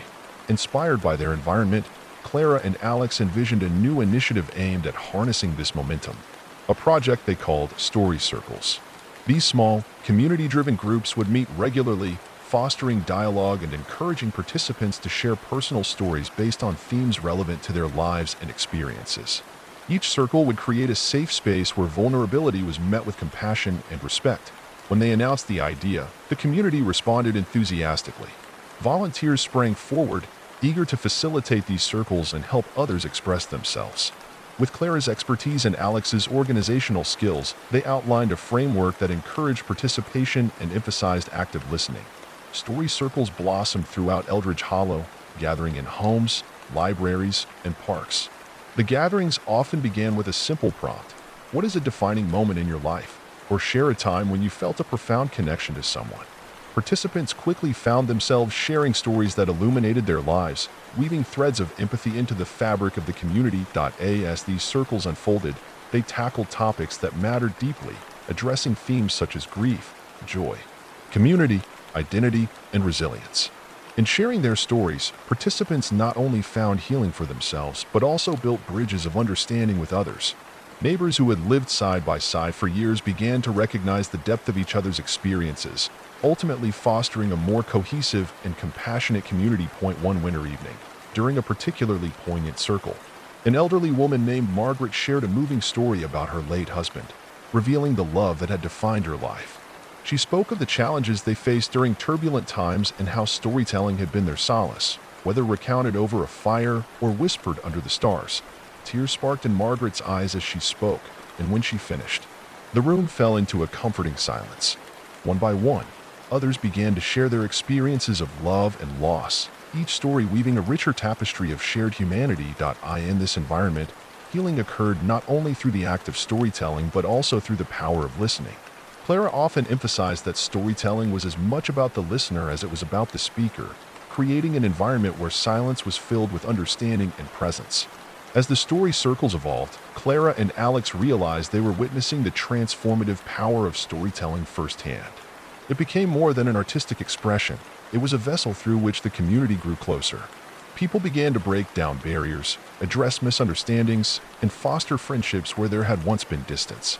The success of the story circles inspired Clara and Alex to consider how they could expand the program outside the borders of Eldridge Hollow. With the support of local grants and the enthusiasm of community members, they initiated outreach projects to bring story circles into neighboring towns, sharing their model and encouraging others to embrace the art of storytelling. In time, the program caught the eye of organizations focused on community building and social cohesion. Partnerships blossomed, further amplifying the reach of Eldridge Hollow's story and spreading the essence of storytelling to realms beyond. Clara and Alex found themselves part of larger conferences and workshops dedicated to the art of narrative, sharing their insights and lessons learned. One day, as they were preparing for another story circle, Alex brought up an idea. What if we compiled some of the stories shared in these circles into a book? It could serve as a record of our community's journey, a testament to our resilience and connection through storytelling. Clara's eyes lit up with excitement. That's brilliant! We could invite participants to share their favorite stories or even write reflections about their experiences in the circles. It would create a dialogue that transcends time, a snapshot of who we are right now. And so, the duo began gathering stories and reflections from the circles, weaving them into a beautiful anthology titled Echoes of Eldridge. Stories from the Heart. The book would feature not only the stories but also the insights and moments of connection that emerged through the storytelling process. It showcased a vibrant array of voices, children recounting whimsical adventures, adults sharing poignant life lessons, and elders offering wisdom from decades of experience. Once published, Echoes of Eldridge became a cherished addition to both the Storytelling Institute and the local library. It served to remind community members of the depth of their collective narratives and the healing power of sharing, listening, and connecting. As the book gained attention, it ignited conversations far beyond Eldridge Hollow. Book clubs and discussion groups emerged, allowing others to engage with the stories and discuss the themes that resonated with them. The anthology sparked a wave of appreciation for the art of storytelling and drew in individuals eager to join the movement. Over time, so many connections sprouted from the gatherings that Clara and Alex considered hosting a special storytelling reunion, an event celebrating the bonds formed through the circles and the creativity ignited by the shared experience. The planning process took months, as they meticulously arranged to invite participants from all over, emphasizing the importance of reconnecting and sharing how storytelling had continued to shape their lives. The day of the reunion arrived, filled with laughter and joyful anticipation. Former participants arrived with stories in their hearts, ready to rekindle friendships and reflect on how the circles had influenced them. As everyone gathered in the pavilion of stories, Clara stood before them, feeling the overwhelming emotion of the moment. Welcome back to Eldridge Hollow. Today, we celebrate our shared journey, the stories that connect us, and the incredible strength we found in vulnerability. With that, the reunion commenced. Participants took turns sharing their journeys since they last met. Some had discovered their passions, while others had found healing in unexpected ways. Collectively, they laughed, cried, and cheered one another on, stirring an atmosphere of camaraderie. The reunion culminated in a collaborative storytelling session where participants were encouraged to build on each other's tales. It felt like a celebration of interconnectedness as stories intertwined, evolving into a collective narrative that danced among hearts and souls. In that moment, Clara and Alex caught one another's gaze, and they each felt a profound sense of fulfillment. The power of storytelling had woven a community together like a finely knitted quilt, each patch representing the unique and vibrant experiences of those connected. As they wrapped up the reunion with a heartfelt celebration, they recognized that the journey they had embarked upon had only just begun. Their vision of storytelling transcending geographical boundaries was expanding, growing roots in neighboring towns and distant communities eager to embrace the power of voices coming together. And so, they continued to nurture their vocation, ever fervent and committed to the journey of storytelling, as they ventured into new territories to share the gift of connection that began with a simple desire to bring people together. As the stars twinkled in the night sky, Clara and Alex held hands, smiling softly as they looked out over the crowd. They knew the legacy of Eldridge Hollow was not just in what they had created, but in the lives touched and transformed through the shared embrace of stories, a continuous thread that would weave through time, forever lifting the hearts of those willing to listen and share. Underneath the vast expanse of the universe, enveloped by the magic of connection, the journey would forever inspire new storytellers waiting to find their voices, echoing across generations and reminding them all. Every story matters and every voice deserves to be heard. Story 2. The chill of the late autumn evening clung to the air as Sarah made her way home from work, the sun dipping below the horizon and casting long shadows across the empty streets. She took a familiar route, one she had traversed countless times, yet tonight felt different, as if the world around her had shifted into something darker, more sinister. The trees lining the road swayed with a menacing gust of wind, their branches clawing at the air as if warning her to turn back. She shrugged off the unease, convincing herself that again it was just her imagination running wild. As she walked, her phone buzzed with a notification, its screen illuminating the dimness. It was a Facebook message from an old college friend, Lisa, who had been missing for over a year. The message was short and cryptic. "I know what you did." A chill ran down Sarah's spine.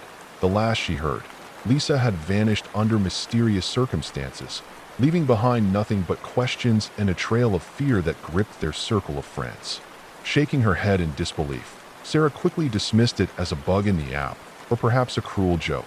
Yet something inside her tugged at her, urging her to pay attention. As she rounded the corner, Sarah noticed a figure standing by the streetlight, half hidden in the shadows. A man, dressed in dark clothing, stood still, his eyes fixed on her. She felt a pang of dread grip her heart and quickened her pace, casting a wary glance over her shoulder. The figure remained in her peripheral vision, not moving but clearly watching her. She rounded another corner, adrenaline surging through her veins, as instincts screamed at her to run. But where to? The streets were empty, silent except for the sound of her hurried footsteps echoing around her. Suddenly, her phone buzzed again. Another message from Lisa, this one more frantic. "He's watching. Don't let him catch you." Her blood ran cold as she glanced backward again, the figure now a silhouette against the dim light, seeming closer. Panic surged within her, and she broke into a sprint, her heart racing with each footfall, breathless gasps escaping her lips. Around her, the night became an oppressive blanket, muffling sound and swallowing her cries. She took a sharp turn down a narrow alley that cut through to her apartment, her instincts honed from countless horror stories whispering that she was about to enter a trap. Briefly, she looked back and saw the figure pursuing her with deliberate, measured speed, unnervingly calm. Every logical fiber in her screamed at her to abandon the alley, but the way back was now blocked. The alley opened up into a small courtyard, cluttered with trash bins, and the echoes of the city dulled from this corner of isolation. At the far end was a door marked with rust and peeling paint, an old storage unit long forgotten. Desperation pushed her to it. She scrambled to the door, wrenching it open, and ducked inside, closing it quietly behind her as best she could. The darkness enveloped her, filled with an oppressive scent of mildew and stale air, but it was a sanctuary, as long as the figure didn't know where she had gone. Heart racing, she listened intently, the silence almost deafening. Minutes felt like hours as she crouched in the dark, straining to hear even the faintest sound that would indicate her pursuer was near. Her phone vibrated for the third time, the screen illuminating her with a cold, ghostly glow. The message read, "He's in the alley. You have to run now." Panic seized her. The dread of that figure's predatory gaze sharpened as reality crashed down upon her. This was not just some cruel coincidence. It was deliberate. Mustering all her courage, she quietly edged towards the door and slowly opened it just a crack. The sharp inhale she held escaped her as she saw a shadow shifting just beyond her hiding place. The figure lingered near the mouth of the alley, scanning the area with an unsettling calmness. She could see him better now, his features obscured by the dark, but there was an unmistakable intention behind his movements. He was searching for her. With no time to think, she pushed the door wider and bolted out into the night, adrenaline propelling her movements. Her instincts guided her into the heart of the nearby park, where trees formed a canopy overhead. She weaved through them, remnants of daylight flickering through the leaves as she heard footsteps behind her, faster and more determined. She could feel the presence closing in, relentless, like a predator zeroing in on its prey. Running deeper into the park, she approached the edge of the woods where a faint edge of light flickered from a nearby road. Just beyond that, she saw headlights approaching, a car traveling cautiously down the darkened street. Without thinking twice, she sprinted towards it, praying to reach any form of safety. Just as she burst through the trees and made it onto the road, instinctively, she turned back one last time to look at her pursuer, gauging the distance between them. What she saw froze her in her tracks. The man was standing at the tree line, illuminated by the moonlight. As the headlights of the car swept across his face, the chill of recognition swept over her like ice water. It wasn't just anyone, it was a familiar face. It was someone she knew from her past, a face she hadn't seen in years. He was supposed to be in prison for a string of violent crimes. She was certain he had been imprisoned when Lisa disappeared. How had he found her, and why now? The car came to an abrupt halt, and the driver jumped out, eyes wide with surprise at her state of panic. "Get in," he yelled, a familiar friend she hadn't realized would be driving by just in time. Without thinking, she climbed into the passenger seat, the fear clawing at her senses as the man in the shadows faded back into the darkness, his haunting gaze following her. As the engine roared to life and the vehicle sped away, she felt the weight of old secrets unraveling, a horror that connected them all, binding her fate to Lisa's disappearance in ways she had yet to understand. That night marked the beginning of her fight against the past, revealing that true horrors sometimes lurk not just in the dark, but within the very memories we try to forget. As the car sped away from the park, Sarah's breath came in ragged gasps. Her friend, Tom, glanced over at her, concern etched on his face. "What the hell happened? Are you all right?" His voice was steady, but she could hear the underlying tension as he gripped the steering wheel tightly, muscles coiled in anxiety. I saw him," she stammered, still trying to process the encounter. The face that had haunted her memories, the man who had once been a friend and whose betrayal had shattered their lives, was now stalking her through the shadows. "It was him, Tom. I thought he was in prison. I don't understand how he could be out, how he could find me." The reality of her fear began to settle in, coiling tightly around her heart. Tom's expression darkened. "I never believed he should have been paroled. He was a dangerous man, Sarah. We all knew that." He pulled onto a main road, the streetlights flickering past them as if they were racing through a dark tunnel of uncertainty. "Did he say anything to you?" "Just that he knew things. About Lisa." Sarah could barely choke out her friend's name as a wave of guilt crashed over her.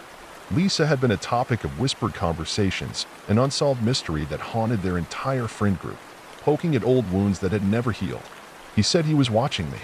He was waiting for me." Tom's silence gave her a moment to gather her thoughts, wrestling with the torrent of emotions. "I got a message from Lisa," she revealed, the weight of the words heavy on her tongue. "Before we met up at the alley, she texted me, warning me about it. It felt so real. But how can that be? She's been missing for over a year. There's very little hope that she's alive." Tears pricked at the corners of her eyes, but she forced them back, refusing to break down in this moment of confusion and fear. Tom's brow furrowed, his grip tightening on the wheel. "Let's get you home and figure this out, okay? We can report it to the police." The idea of involving authorities sent a jolt of panic through her. "No, they won't believe me. They didn't before," Sarah insisted. The memories surfaced unbidden, the way the police had dismissed their group's suspicions, specifically towards their former friend, brushing aside their fears as mere paranoia. "They didn't take Lisa seriously. I'm afraid they'll just laugh at this now. They'll say it was all in my head." Tom slowed down, a deep sigh escaping him as he pulled the car over to the side of the road, the familiar lights of their neighborhood dimly visible ahead. He turned to her, his expression softening. "You need to talk to someone, Sarah. Getting this out there might be the only way to protect you. If he knows you're looking for answers, he could come after you again." Her heart raced at the thought of that encounter, alone in the dark. But what if he strikes first? I can't ignore the fact that he might be involved in Lisa's disappearance. If he's watching me, then he might be watching others. I have to find her. "Okay." Tom nodded, his brow creasing further in thought. "Then, what do you want to do? We can meet with some of the others, dig up what we can. We can keep things quiet, as long as we're smart about it." In the dim glow of the streetlight, Sarah felt the flickers of determination flare inside her. Calling Danny and Emma might be a good start. They should know. If we can piece together everything we remember, maybe it leads us to her. Tom nodded, encouraging. Let's do that. Tonight. As they reached her apartment building, an oppressive weight settled around them again. Sarah took a deep breath, steeling herself before they stepped out of the car. She feared what lay ahead, but she knew this was no longer a nightmare she could run from. It had become her reality. The two friends hurried inside, the quiet familiarity of her space momentarily comforting before the haunted memories resurfaced again. They gathered in her living room, surrounded by half-finished cups of coffee and the remnants of an ordinary evening turned surreal. Tom dialed Danny and Emma, relaying the events of the night, emphasizing the urgency. Each ring felt like a drumbeat of uncertainty, amplifying the tension in the air until the call finally connected. "Hey, it's me," Danny greeted, his tone immediately shifting from casual to serious when he heard the urgency in Tom's voice. "What's wrong?" "It's Sarah. We need you and Emma to come over, right now. It's about Lisa. Something has happened." The next few minutes stretched painfully as they waited, Sarah shifting nervously on her couch, haunted by distant memories of laughter and a past that felt too easy to return to in light of such horror. She felt a creeping sensation skittering against her skin, a reminder of the danger out there, the shadow lurking just beyond the bounds of her understanding. When Danny and Emma finally arrived, their faces paled as Tom explained the encounters. "We need to act," Emma insisted, visibly shaken but also resolute. "We can't let fear hold us back. Lisa deserves what we did not give her before." Their collective memories began to unfurl, tenebrous threads weaving together the histories of their friendships, the whispers of that dangerous figure in their past. They reminisced about their once close-knit group, investigating the dark recesses of Lisa's disappearance, recalling moments that felt suspicious but seemed trivial at the time. Each recollection pulled them deeper into the shadows of their history. As the hours slipped away, piecing together bits and fragments of memories, Sarah felt the dread intensifying. The more they discussed, the more they uncovered. Whispers of secrets held tight, a friendship marred by the unthinkable acts committed by one of their own. It was a nightmare beginning to form a scary clarity, a cold realization that confronted not just their histories but the very foundation of trust they had built only to watch crumble. "We have to go back to the park," she finally said. As the group fell into a heavy silence, her voice breaking through the weight of their shared fear. "If he's back, that means he thinks he can finish what he started. We might find something there. Maybe there are clues." Her voice trailed off, but the conviction held firm. "It's too risky," Tom interjected. "We should call the police." But Sarah shook her head. "We need to do this ourselves. We can't let them control this narrative again. We have to confront him, find Lisa. She deserves that much. We owe it to her." The friends exchanged glances tinged with fear yet bolstered by a sense of purpose, steeling themselves for the confrontation that lay ahead. They weren't just fighting for their friend. They were diving back into a past that threatened to engulf them once more. As they gathered flashlights and braced for the daunting night before them, Sarah couldn't shake the feeling that they were stepping into a web from which they might never return. Yet the shadows called to her. The darkness was familiar now, almost comforting in its menace. Perhaps in confronting the past, she would not only face the monster lurking, but find the answers she had desperately sought, no matter the danger that lay ahead. The group emerged into the crisp night air, a mixture of anxiety and determination propelling them forward as they made their way back to the park. Streetlights flickered ominously, casting long shadows that danced at the edges of their vision, and each step felt heavy with the weight of their unresolved past. The park loomed ahead, a thick shroud of darkness punctuated by the eerie glow of the moon filtering through the gnarled branches above. As they crossed the entrance, Sarah felt a wave of nausea wash over her. Memories of laughter and camaraderie transforming into echoes of fear and sorrow. The silence hung around them, palpable and suffocating, as if the night itself was holding its breath in anticipation of their next move. There was no going back now. She could feel it in the pit of her stomach, a burning urge to uncover the truth lying buried beneath layers of secrets. "Stay close," Tom whispered, signaling to the others as they ventured deeper into the park.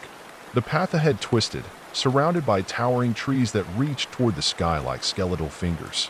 With every flashlight beam sweeping across the ground, they illuminated patches of dirt and grass, devoid of life, yet filled with a sense of foreboding.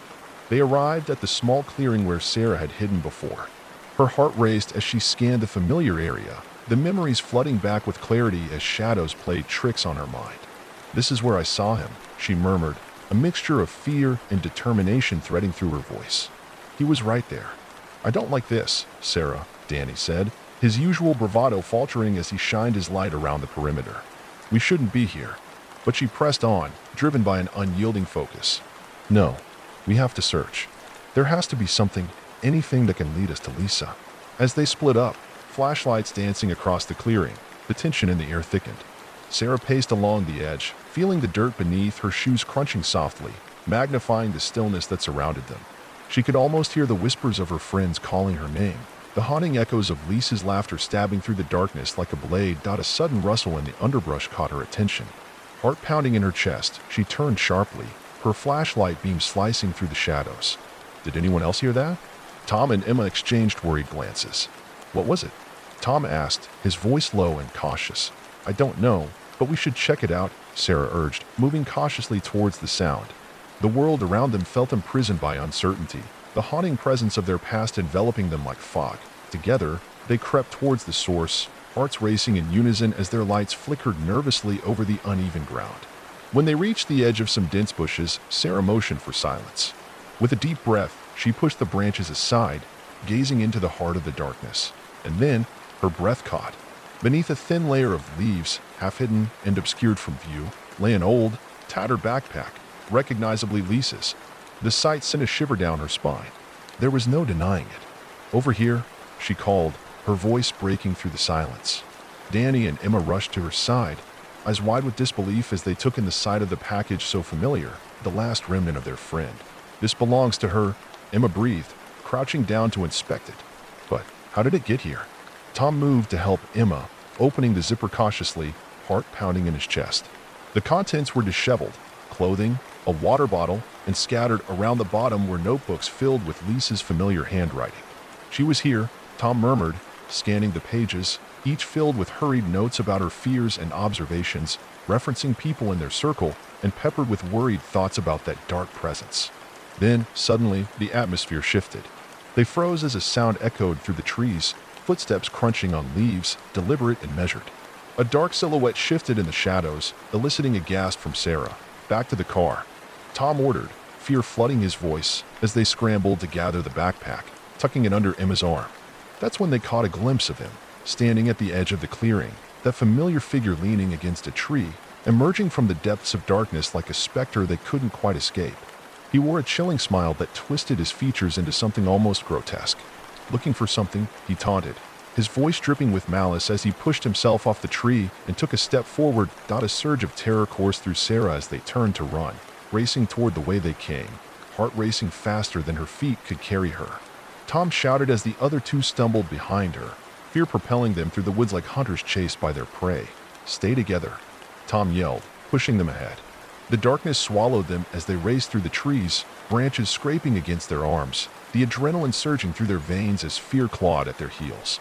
Behind them, they could hear his footsteps pounding against the dirt, relentless and building until they felt every heartbeat echo in their ears. Sarah's breath came out in ragged gasps as they broke free of the foliage, bursting into the open park area where the streetlights stood like sentinels. She could see the car ahead, hope mingling with panic as they sprinted forward. They leaped towards it, but just as they neared the vehicle, Sarah dared to glance back, her heart dropping into her stomach. He was close, too close. "Get in," she screamed, knowing it would only take a moment for him to reach them.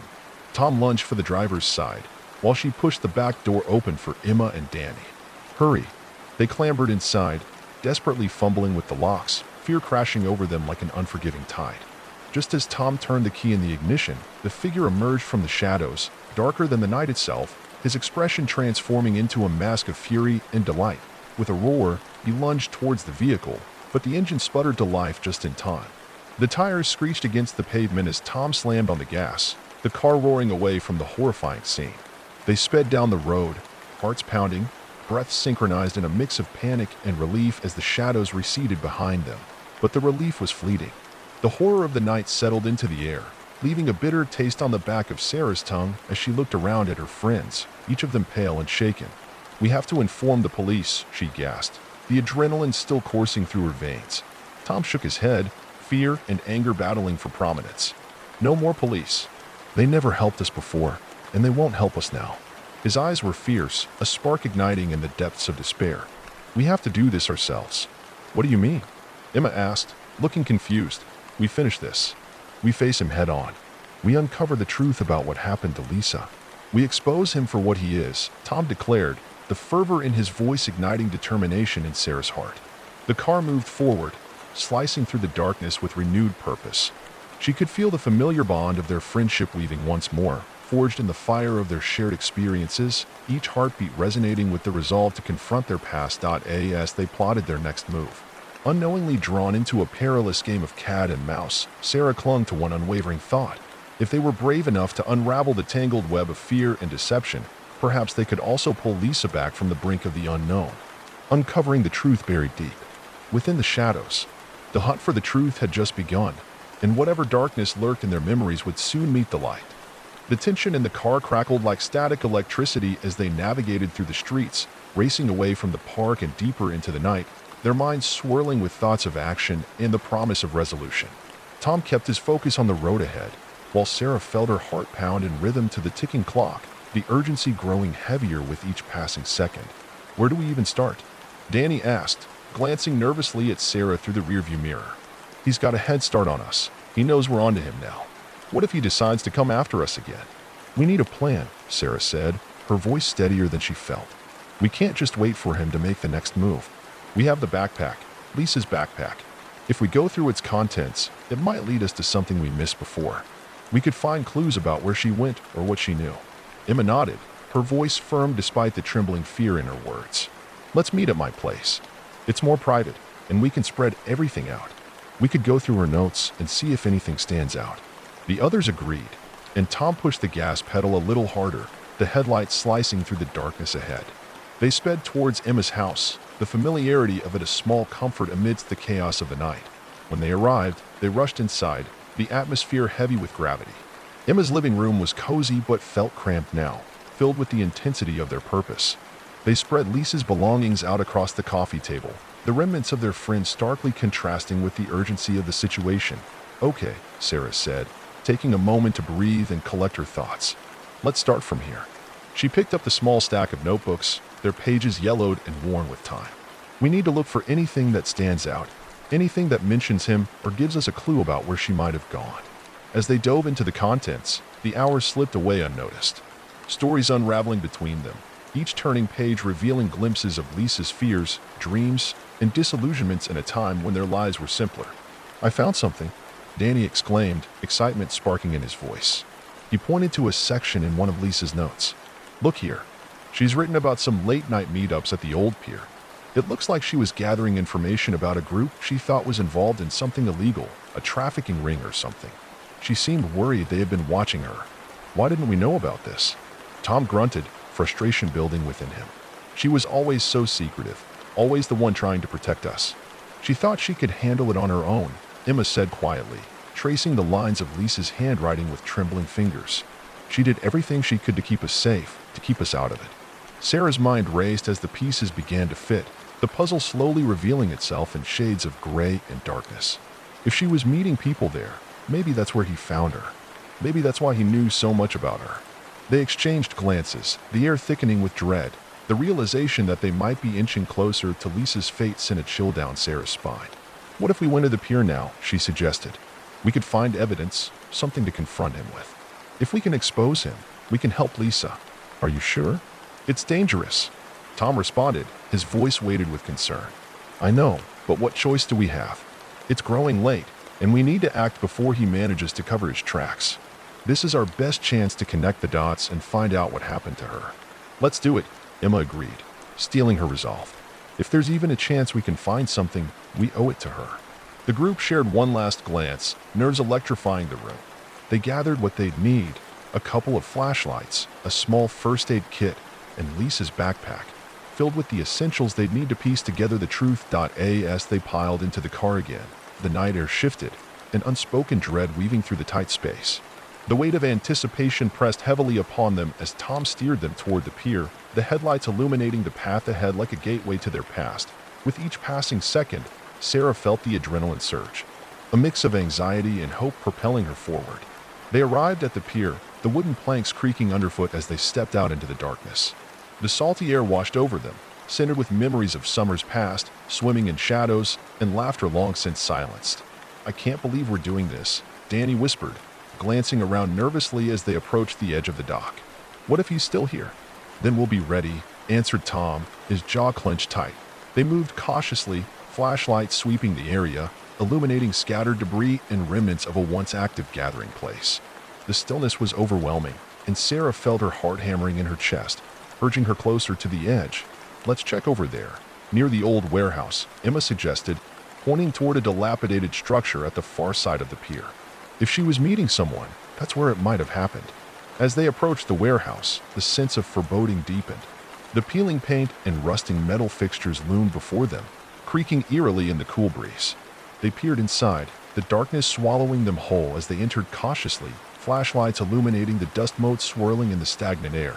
"Over here," said Sarah, noting a faint outline of something on the ground hidden beneath an old tarp.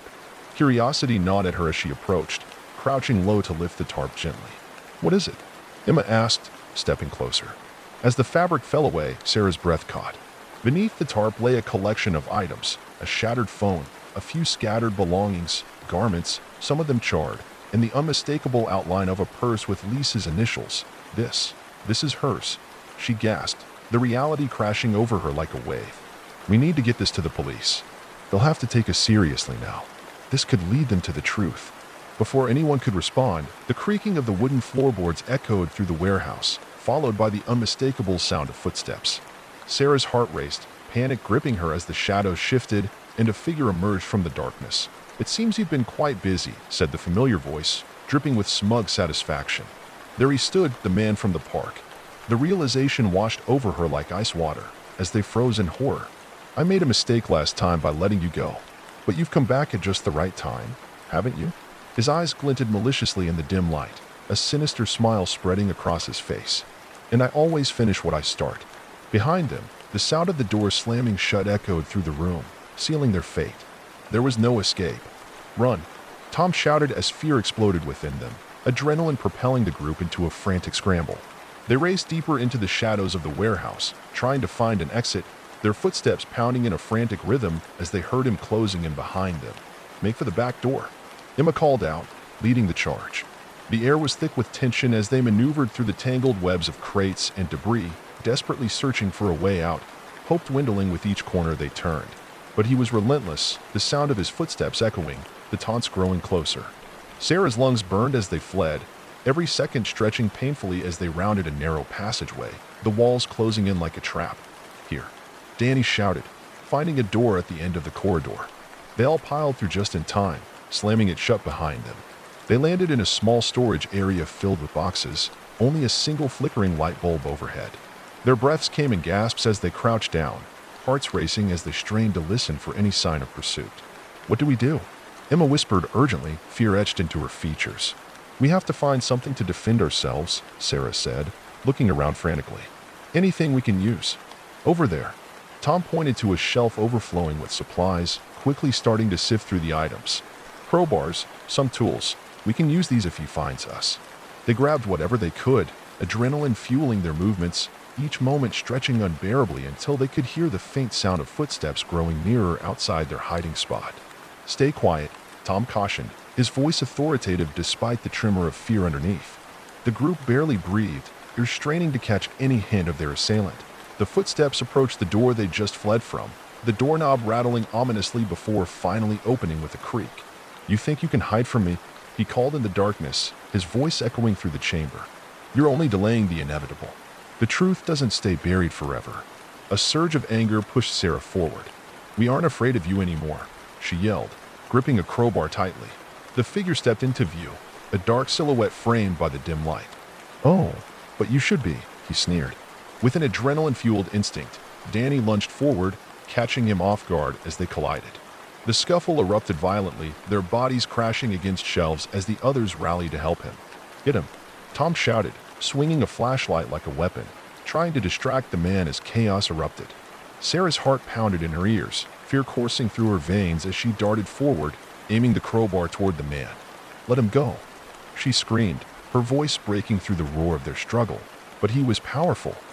The car sped through the night, the road ahead stretching into the darkness like a promise of change. Sarah looked out the window, her mind replaying the events of the night, the tense standoff at the pier, the rush of adrenaline, and the unyielding determination that had bound them together. They were alive, and against all odds, still fighting for their friend. Tom navigated through the quiet streets of their town, every turn leading them closer to safety and justice. The police station loomed ahead, a fortress of authority. "Are we ready for this?" he asked, glancing in the rearview mirror at the anxious faces behind him.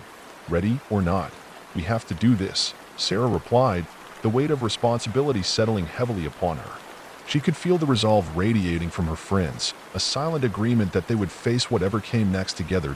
As they parked and filed out of the car, anxiety surged in Sarah's chest. The plan they had crafted over the last few hours filled her mind. "Let's stick to the facts. We have evidence, the backpack, Lisa's notes, and whatever we found tonight." She took a deep breath as they approached the entrance. "No dramatics. We just need to be clear and firm." "Right?" Danny nodded, still shaken but steeling himself. "Let them know what we found and what he did." The bright lights of the station illuminated their path, and Sarah felt a wave of trepidation wash over her as they pushed through the glass doors. The air inside smelled of coffee and paperwork, the soft hum of conversation punctuating an atmosphere thick with purpose. A receptionist looked up as they stepped inside, surprise evident on her face. "We need to speak with someone about a serious matter," Tom stated, his voice steady. "It's about a disappearance and a threat to our safety." "Just one moment," the receptionist said, picking up the phone and speaking softly into it. Minutes felt like hours as they waited, exchanging nervous glances. The feeling of urgency heightened in the pit of Sarah's stomach, and she could see her friend's anxiety echoing in their eyes. They were all in this together. They couldn't let fear stop them now. Finally, a tall officer emerged from the back, eyebrows furrowed in concern as he approached them. Officer Daniels. "What seems to be the problem?" "Thank you for coming," Sarah said, her voice firm despite the flutter of nerves. "We have information about our friend Lisa who's been missing, and we think we know what happened to her." "Okay, let's sit down and talk," he said, gesturing towards a small interrogation room off to the side, the weight of their words settling over them.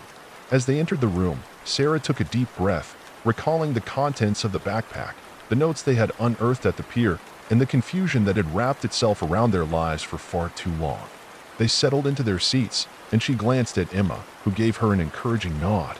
"We found Lisa's backpack," Sarah started, her voice steady and resolute, "in a warehouse at the pier. There were personal items, and I think it might be important to you." She pulled the backpack from the evidence bag she had secured from the car. "These are her belongings. We're afraid that she's in danger." Officer Daniels opened the bag carefully, examining its contents as he listened intently. When he pulled out the notebooks, his expression shifted from curiosity to seriousness. "Has anyone else been keeping tabs on her? Were there threats made against her?"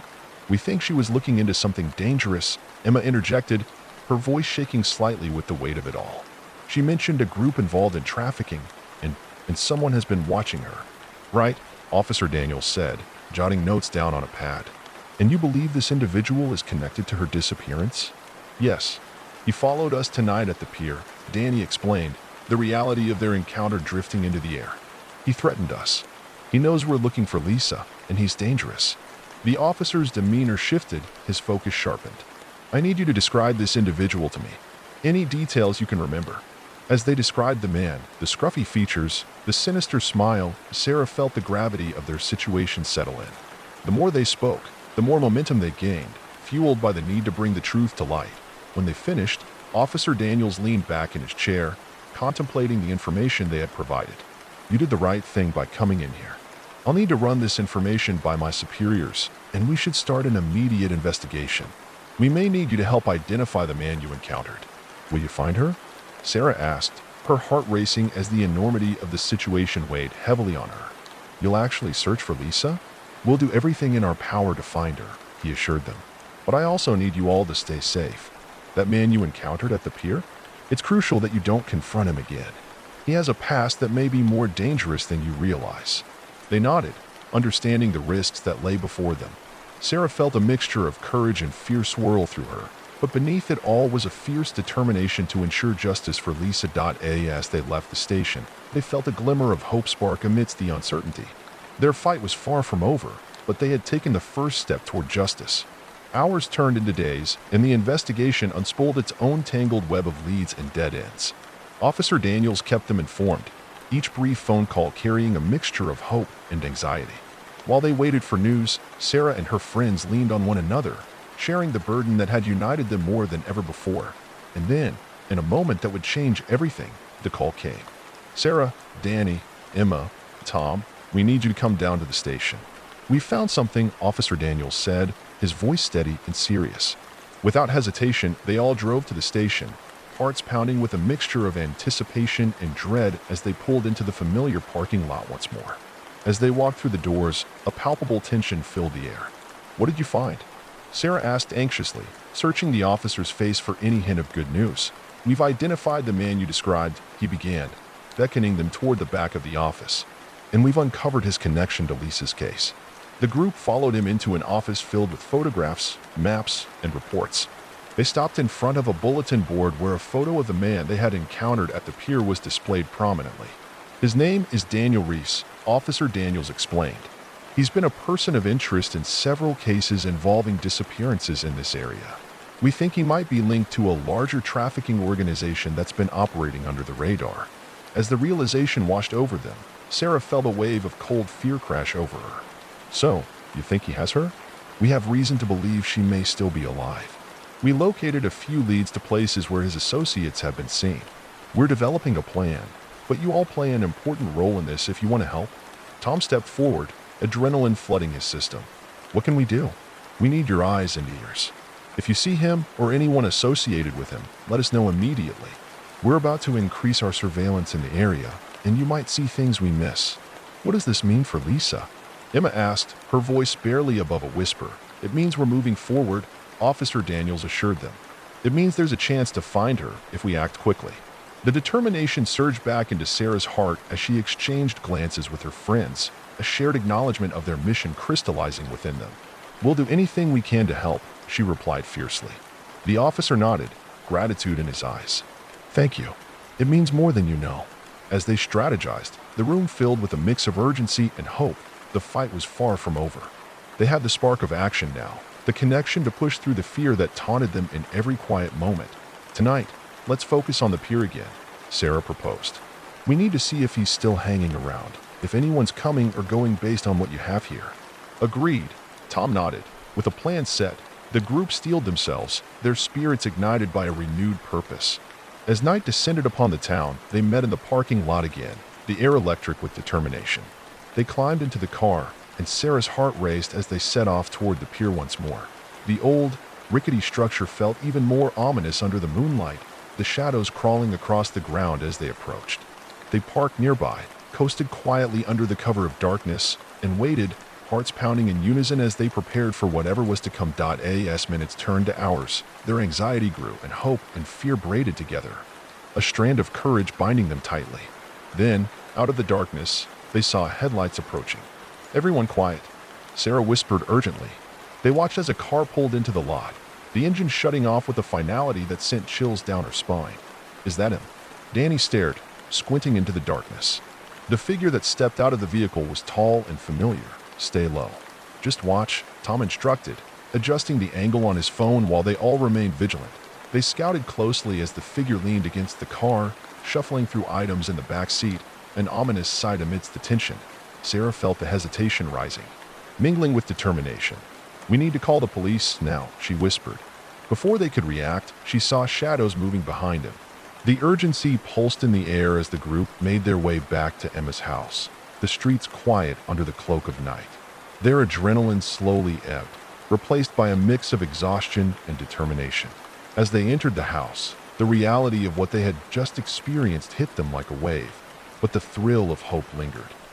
"Let's sit down and plan our next moves," Sarah suggested, leading them to the living room where the flickering light felt like a beacon of warmth amidst the chaos. They settled onto the worn couch and the coffee table covered with notes and evidence from Lisa's belongings. "What do we know so far?" Tom asked, his brow furrowed as he glanced over the remnants of their previous investigation. "Those guys are part of a larger operation, and Daniel Reese is at the helm. But we don't have enough proof to take them down completely. We have a foothold now," Emma said, opening her laptop. "If they know we're onto them, they might act recklessly, which could lead us to Lisa." Her fingers flew over the keyboard as she began searching for news articles or data related to trafficking operations in their area. Right. And we have that footage from tonight, Danny added enthusiastically. We should compile everything we've gathered and report it to the police. They need to see we're not just victims. We're actively looking for her, and they should include us in the investigation. Yes, if we combine our findings with what Officer Daniels has, maybe we can pressure them into acting faster, Sarah said, the excitement bubbling up inside her. We can make a timeline of everything Lisa mentioned in her notes too. It might help map out her movements and interactions. As they collaborated, the atmosphere buzzed with purpose. Each note they reviewed and every piece of evidence they gathered felt like a step closer to uncovering the truth about Lisa. Their unity fortified their hope, and they worked late into the night, feeling both the weight of their mission and the strength of their bond. Hours later, their collective exhaustion caught up with them. They were on the last stretch of summarizing what they had discovered when Tom ran a hand through his hair and let out a long sigh. We need to rest soon. We can hit the ground running again in the morning. Let's set an alarm for first light. We'll be ready to go the minute the sun rises, Sarah suggested, her mind racing despite the fatigue. Agreed, Danny said, yawning. But I can't stop thinking about what's next. What if they realize we're gathering information and try to shut us down? They might come after us. Then we'll be ready, Sarah replied firmly. We're not going to let fear dictate our actions. Lisa wouldn't have wanted that. We're going to fight for her. As they reluctantly decided to rest, they found temporary solace in the safety of the home they had grown up in, exhausted but resolute. The next morning, sunlight trickled through the curtains, breaking the darkness with rays of hope. Sarah woke up with a sense of purpose. As she looked around the room, her friends were still nestled in their respective spots, but she could sense the quiet intensity vibrating through the air. Rise and shine, everyone, she called out. Her energy revitalized. As they shuffled into the kitchen, Emma took charge of brewing coffee, her movements efficient and grounded. The aroma of caffeine mixed with the lingering scent of last night's work enveloped them in a comforting embrace. Let's review everything before we head to the police, Tom suggested, pouring himself a cup. Great idea, Emma replied, sliding notes across the table. We should consolidate Lisa's findings with our observations from last night. Then we can prepare to present it clearly to Officer Daniels. They laid everything out, Lisa's notes, the photos from the pier, and any connections they could identify. With each memory they relived, each detail they analyzed, the frustration of waiting turned into a fierce resolve to take action. Once everyone was fully awake and energized, they set out for the police station again, the nerves prickling just beneath the surface, but driven by a relentless fire to find Lisa. The drive felt both surreal and solid, a journey filled with purpose, steering towards an outcome they hoped could disrupt the turmoil that had surrounded their lives. When they arrived, the energy shifted dramatically. Officer Daniels was waiting for them, and they could see the intensity in his eyes as he motioned them to follow him into another meeting room, a windowless space that felt heavy with accountability. The moment they settled into their seats, Sarah unfolded the evidence. We've compiled everything we found. We believe it's crucial for your ongoing investigation, she said, locking eyes with Officer Daniels. Let's see what you've got. He responded, leaning forward attentively as she began outlining the details, their careful categorization spilling forth into the AS. They shared the contents of the notebooks and the insights they had gleaned from last night. The atmosphere slowly transformed. The officer listened intently, occasionally jotting down notes. When they presented the footage from the pier, his expression shifted from curiosity to growing concern. This is significant, he declared, his brow furrowing. I'm going to have this analyzed immediately. What you've gathered can really help us understand the extent of what we're dealing with. But we can't just wait, Tom interjected eagerly. We know he's involved in something bigger. We need to act now. Is there any way to deploy a team to the locations we've identified in Lisa's notes? If I can corroborate your findings, we might expedite an operation, Daniels replied with growing fervor. But I need solid intel.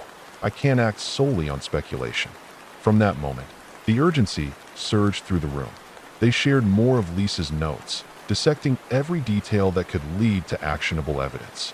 Sarah's heart raced as she relayed everything she knew about Lisa's secrets and struggles, hoping it would point them towards something tangible. "All right," Officer Daniels said, leaning back, his mind clearly racing. "I'll get to work coordinating a unit. I'll pull in some resources to expand our investigation." "We need to be involved," Sarah insisted. "If anything, we've got insider knowledge. We're not just willing to be bystanders." "Let's not forget the danger," he cautioned, the seriousness in his tone making Sarah's gut twist. "You need to prioritize your safety." "We can handle ourselves," Danny interjected, defiance creeping into his voice. "We've already faced this head-on." Officer Daniels eyed them, assessing the determination in their stances. "Okay, but I need to prioritize your safety first. I'll keep you in the loop, but for now, you need to stay vigilant and report anything unusual." After exchanging contact information and promising to stay connected, the group stepped out of the station into the bright daylight, feeling the weight of the world on their shoulders. As various emotions swirled within them, hope, fear, determination, they knew they had entered a storm, but they were determined to weather it together. "What's next?" Emma asked as they huddled outside the station, shielding themselves from the prying eyes of the world. "Let's hit the locations mentioned in Lisa's notes," Sarah suggested resolutely. "We need to see for ourselves if there's anything we can uncover that might link back to Daniel Reese, or if there's any trail leading to her." "Brilliant," Tom exclaimed, the drive returning to his eyes. "We'll go back to the last few places she mentioned.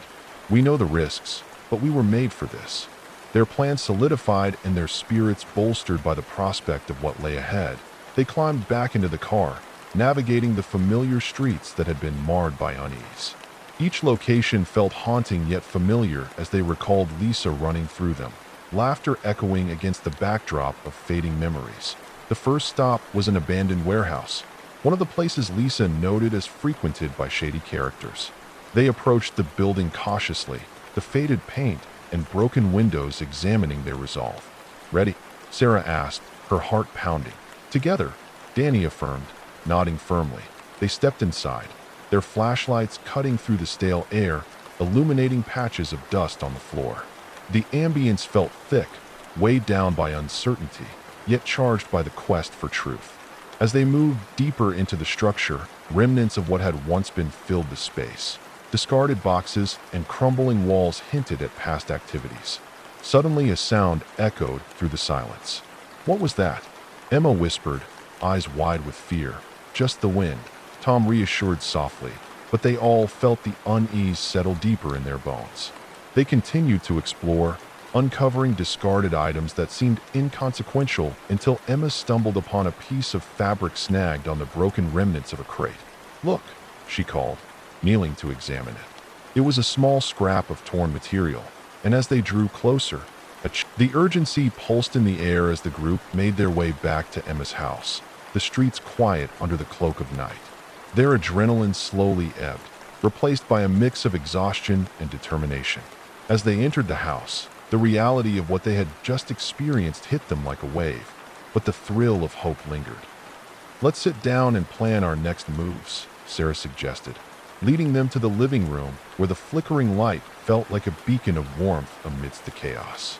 They settled onto the worn couch and the coffee table covered with notes and evidence from Lisa's belongings. "What do we know so far?" Tom asked, his brow furrowed as he glanced over the remnants of their previous investigation. The buzz of the police station felt charged with urgency as Sarah and her friends strode toward the front desk, a steely determination fueling their steps. The receptionist recognized them instantly, shooting them a wary glance but quickly notifying Officer Daniels of their arrival. "Good," he greeted them as he emerged from the back, concern etched across his face. "What have you discovered?" "We found more evidence," Sarah said, her voice steady and resolute. "We need to show you what we found at the warehouse. It's crucial, and it's about Daniel Reese." Daniels nodded, motioning them toward the same interrogation room they had been in before. "Let's talk privately. We need to ensure that what you've uncovered isn't compromised." As they settled in once again, Sarah laid out the notebook and the fabric scrap from the warehouse, her heart racing as she noted the officer's serious expression. "This is Lisa's notebook. She was tracking connections and notes about operations involving Reese and others. We believe this is evidence of a much larger operation." Officer Daniels' brow furrowed as he reviewed the notes, pages filled with scribbles that hinted at planned shipments, locations, and coded references that painted a dark picture. The look on his face shifted from curiosity to gravity. We need to analyze this.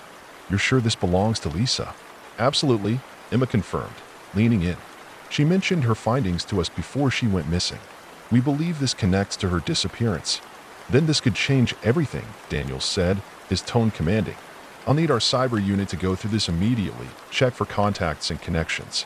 The name she listed might be part of a larger network. Can you promise that you'll act on it? Danny asked, urgency threading his voice. Because if Reese finds out we have this, he'll come after us next. We need to treat this with absolute caution, Daniels replied, looking each of them in the eye. I'll arrange for protective measures, not just for you, but to ensure we can catch him. If Reese is as connected as you say, he may have eyes everywhere. The atmosphere shifted from anxiety to action, their hearts pounding with the prospect of uncovering the truth about Lisa. What happens next? Sarah pressed, feeling the weight of responsibility rest on their shoulders. First, I'll mobilize a team to investigate the locations you provided, Daniel said decisively. Then, I'll get your findings into the right hands. As for you four, I strongly recommend that you stay away from any further engagements with Reese or his crew.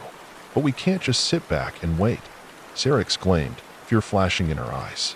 We need to do everything we can to help facilitate this investigation. Lisa's life is at stake. I understand, Daniel said, pinching the bridge of his nose as if grappling with the weight of responsibility resting heavily on him. But your safety is my priority. I cannot guarantee that you won't be in danger if you keep pursuing this on your own. You need to trust that we will keep you informed and will keep looking for Lisa. They exchanged glances, the frustration palpable in the air. We can handle ourselves, Tom insisted, stubbornness sparking resolve. We've faced him once and survived. We won't let fear control us now. Daniel sighed, realizing the fierce determination within them. All right, here's the deal. You can remain involved, but you need to assist from a safe distance. I'll assign an officer to your case who will keep you updated. He'll work with you to piece together any additional information you can find that we might miss.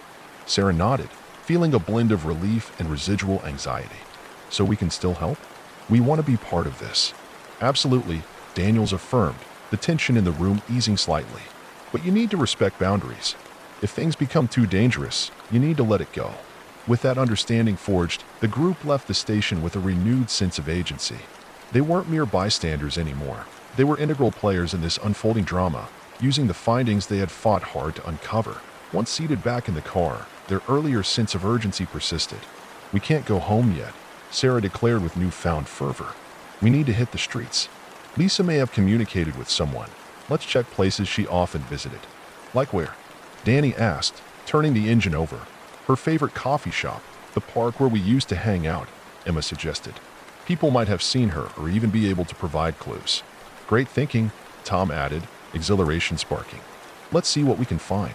The trio's spirits surged as they drove through town, weaving between familiar streets, anxious but eager to uncover any further details that might lead them to Lisa. Their first stop was the coffee shop, a quaint little corner cafe that served as a hub for students. As they entered, Sarah felt the nostalgia wash over her. This was where they'd spent countless afternoons laughing, studying, and brainstorming over cappuccinos. Let's split up, she suggested. Emma, you check with the baristas. Ask about Lisa and if she came in recently. Tom and I will see if we can find anyone sitting in here who might have seen her. As they fanned out, Sarah approached the counter, where an older barista was busy cleaning the espresso machine. Excuse me, do you remember Lisa Wyatt? She used to come here often. Lisa, the barista said, her expression shifting from concentration to curiosity. Yeah, I remember her. Sweet girl. I haven't seen her in a little while, a couple of weeks, I'd guess. Were you here when she last came in? Sarah pressed, heart pounding with hope. I think so. She was with a couple of friends. Looked a little frazzled, though. Something was bothering her. She left in a hurry, the barista recalled. I didn't think much of it at the time. Did she say anything? Did she mention anyone she was worried about? Sarah urged, feeling the weight of urgency pressing down. The barista paused, her fingers stilling for a moment. Now that you mention it, she did seem preoccupied. She mentioned someone named Daniel, said something about an uncomfortable situation, but she didn't share any details. Daniel Reese? Sarah asked, anxiety creeping in. I'm not sure, the barista replied, shaking her head. She didn't say his last name, but she had a serious look on her face. I knew it was bothering her. Thank you, Sarah said softly, adrenaline racing. If you remember anything else, please reach out to the police. As she turned to find Tom, she noticed him chatting with a couple of college students at a nearby table. He motioned for her to join him. Did you find anything? He asked, the excitement evident in his expression. Not much, but Lisa was here recently. She mentioned someone named Daniel and said something about feeling uncomfortable. Uncomfortable, Tom repeated, brows furrowing. What does that mean? I don't know, but it's a clue. We need to keep digging, Sarah said resolutely. They exchanged contact information with the barista and reconvened with Emma, whose excitement was palpable despite the tension still hanging in the air. I talked to one of my classmates, and she told me that Lisa seemed distracted a few weeks ago, mentioning that she was concerned about something she had seen. She was trying to connect the dots about some shady deal she overheard. Is it possible that she was looking into something dangerous? Tom questioned, his mind racing. Given what we've uncovered already, yeah, it seems likely, Sarah answered, determination bubbling within her. Let's check the park, then, Emma suggested. People often hang out there. It's worth a shot. They climbed back into the car, fueled by the pieces they were slowly collecting, a methodical trail of breadcrumbs leading them closer to Lisa. The park was nearby, and as they pulled into the lot, the sun shone brightly over the expansive green space, bustling with families and joggers. I'll go check by the playground, Emma said, her eyes scanning the area. A lot of people congregate there. I'll talk to the families, Tom suggested. You check the walking paths, see if anyone mentions Lisa's name. With that, Sarah ventured toward the park's entrance, glancing at familiar spots where she and her friends had played as children. She was determined to ask anyone if they'd seen Lisa recently. Her heart raced as she approached a couple seated on a bench. Excuse me, I'm looking for information about my friend. Her name is Lisa Wyatt. Has she been here lately? The couple exchanged glances before the woman looked back at Sarah. I think I saw her last week. She looked a little lost, was looking around, like she was waiting for someone. They didn't seem to show up. Did she mention anyone? Sarah pressed, feeling a sense of urgency. Not much, but I overheard her talking to someone while I was jogging by. She seemed worried about something, but I didn't catch everything, the man said. Thank you. It could be important, Sarah said, her heart racing with the knowledge that Lisa had been searching for something or someone in the days leading up to her disappearance. They gathered back at the car, excitement mingling with anxiety as they shared their findings. Seems like she was trying to meet someone, Tom said, his brows knitted together. We need more context.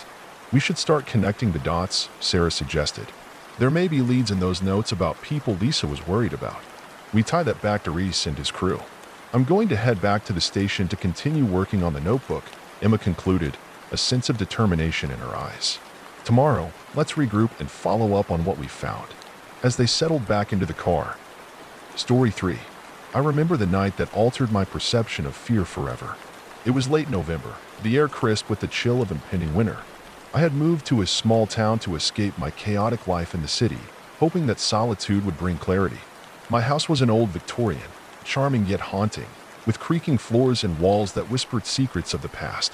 I loved the eerie ambience, yet as the days grew shorter and nights longer, an unsettling feeling settled in my gut. The townsfolk had warned me about the forest beyond the house, a sprawling expanse of trees that seemed to breathe, a place where the sun struggled to penetrate, casting long shadows even in the midst of day. Stay away from the woods after dark, they would say, their eyes wide with unsaid stories. I dismissed their warnings as mere superstition. Who could live in fear of a forest? The first week passed with mundane routines, exploring my new surroundings during the day, listening to the wind howl at night. But soon, the tranquility began to crack, and it wasn't long before something stirred in the shadows. One night, as I lay in bed, a raspy voice pulled me from sleep. Help me. I shot up, heart racing, scanning the dimly lit room. Dismissing it as a product of sleep paralysis, I tried to return to sleep, but the voice grew louder, more desperate. I convinced myself it was my imagination, some residual effect of the horror movies I had watched alone. Nevertheless, I couldn't dispel the sensation that I was being watched. The silence had become deafening, each creak of the floorboards echoing ominously. Days turned into weeks, and the voice persisted. It beckoned me, scratched at the edges of my sanity until I finally succumbed to its call. One fateful night, I grabbed a flashlight and stepped into the chill of the night, driven by an irrational need to uncover the source of my torment. The forest loomed ahead, an indiscernible mass of darkness punctuated by the pale moonlight. Taking a deep breath, I plunged into the depths of the trees, the beam of my flashlight piercing the thick night.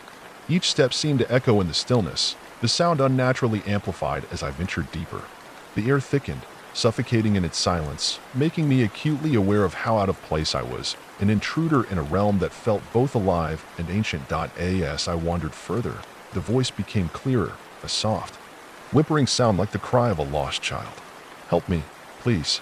I followed the sound, heart pounding, each beat a reminder of my foolishness. The trees twisted into grotesque shapes, their gnarled branches clawing at the air as if trying to pull me back. Still, I pressed on, compelled by a mix of fear and curiosity that blurred rational thought. Minutes turned into what felt like hours as I searched, until finally, I stumbled upon a small clearing. In the center was an old well, its stones worn and moss-covered. The voice now echoed painfully close. It emanated from the darkness within the well. "Help me." The desperation in those words sent chills down my spine. I couldn't see anything within, but the sensation of something beyond the darkness pulled me toward the edge. It was an irrational urge, a primal instinct that urged me to look deeper, to save whoever was trapped. I leaned over the edge, my flashlight beam piercing the inky blackness. But just as the light flickered over the bottom, I saw something, a pair of eyes staring back at me, glowing faintly like embers in a dying fire. Suddenly, the voice changed, morphing into a guttural laugh that sent shockwaves through my body. "You shouldn't have come here," it taunted, echoing off the walls of the well, reverberating through the darkness. My instinct screamed at me to run, yet my feet felt rooted to the spot. The presence was strong, exhilarating, and terrifying all at once, an intoxicating blend of fear and the unknown. I backed away slowly, every instinct primal, urging me to flee, when something grabbed my ankle, a cold grip that felt like death itself. Panic surged through me, and I tore away, stumbling backward, my flashlight swinging wildly. I turned and ran, branches clawing at my skin as I barreled through the forest, heart racing, blood pounding in my ears, the laughter trailing behind me like an unholy chant. I finally burst out of the trees, gasping for breath as I collapsed on my front porch. The door slamming shut behind me. I locked it, trembling as I leaned against it, feeling the adrenaline coursing through my veins. Every creak of the house felt like a taunt, as if the very walls were aware of my trespass. The laughter echoed in my ears long after I had escaped, a sinister reminder that not all voices are meant to be heeded. I never returned to the forest. Every night since that fateful encounter, the whispers have come, quieter now, teasing me from the edges of my consciousness. But I know the truth, the forest is alive, and it remembers. I keep the curtains drawn, the lights on, and every day I wonder who or what is waiting for me out there, in those dark woods, the specter of my own foolishness forever haunting my days. The days turned into weeks, yet the unnerving atmosphere of the forest lingered like a shadow over my life. I tried to return to some sense of normalcy, engaging in daily activities and exploring the oddities of my new town. Despite the cheerful demeanor of the other residents, I felt a disconnect.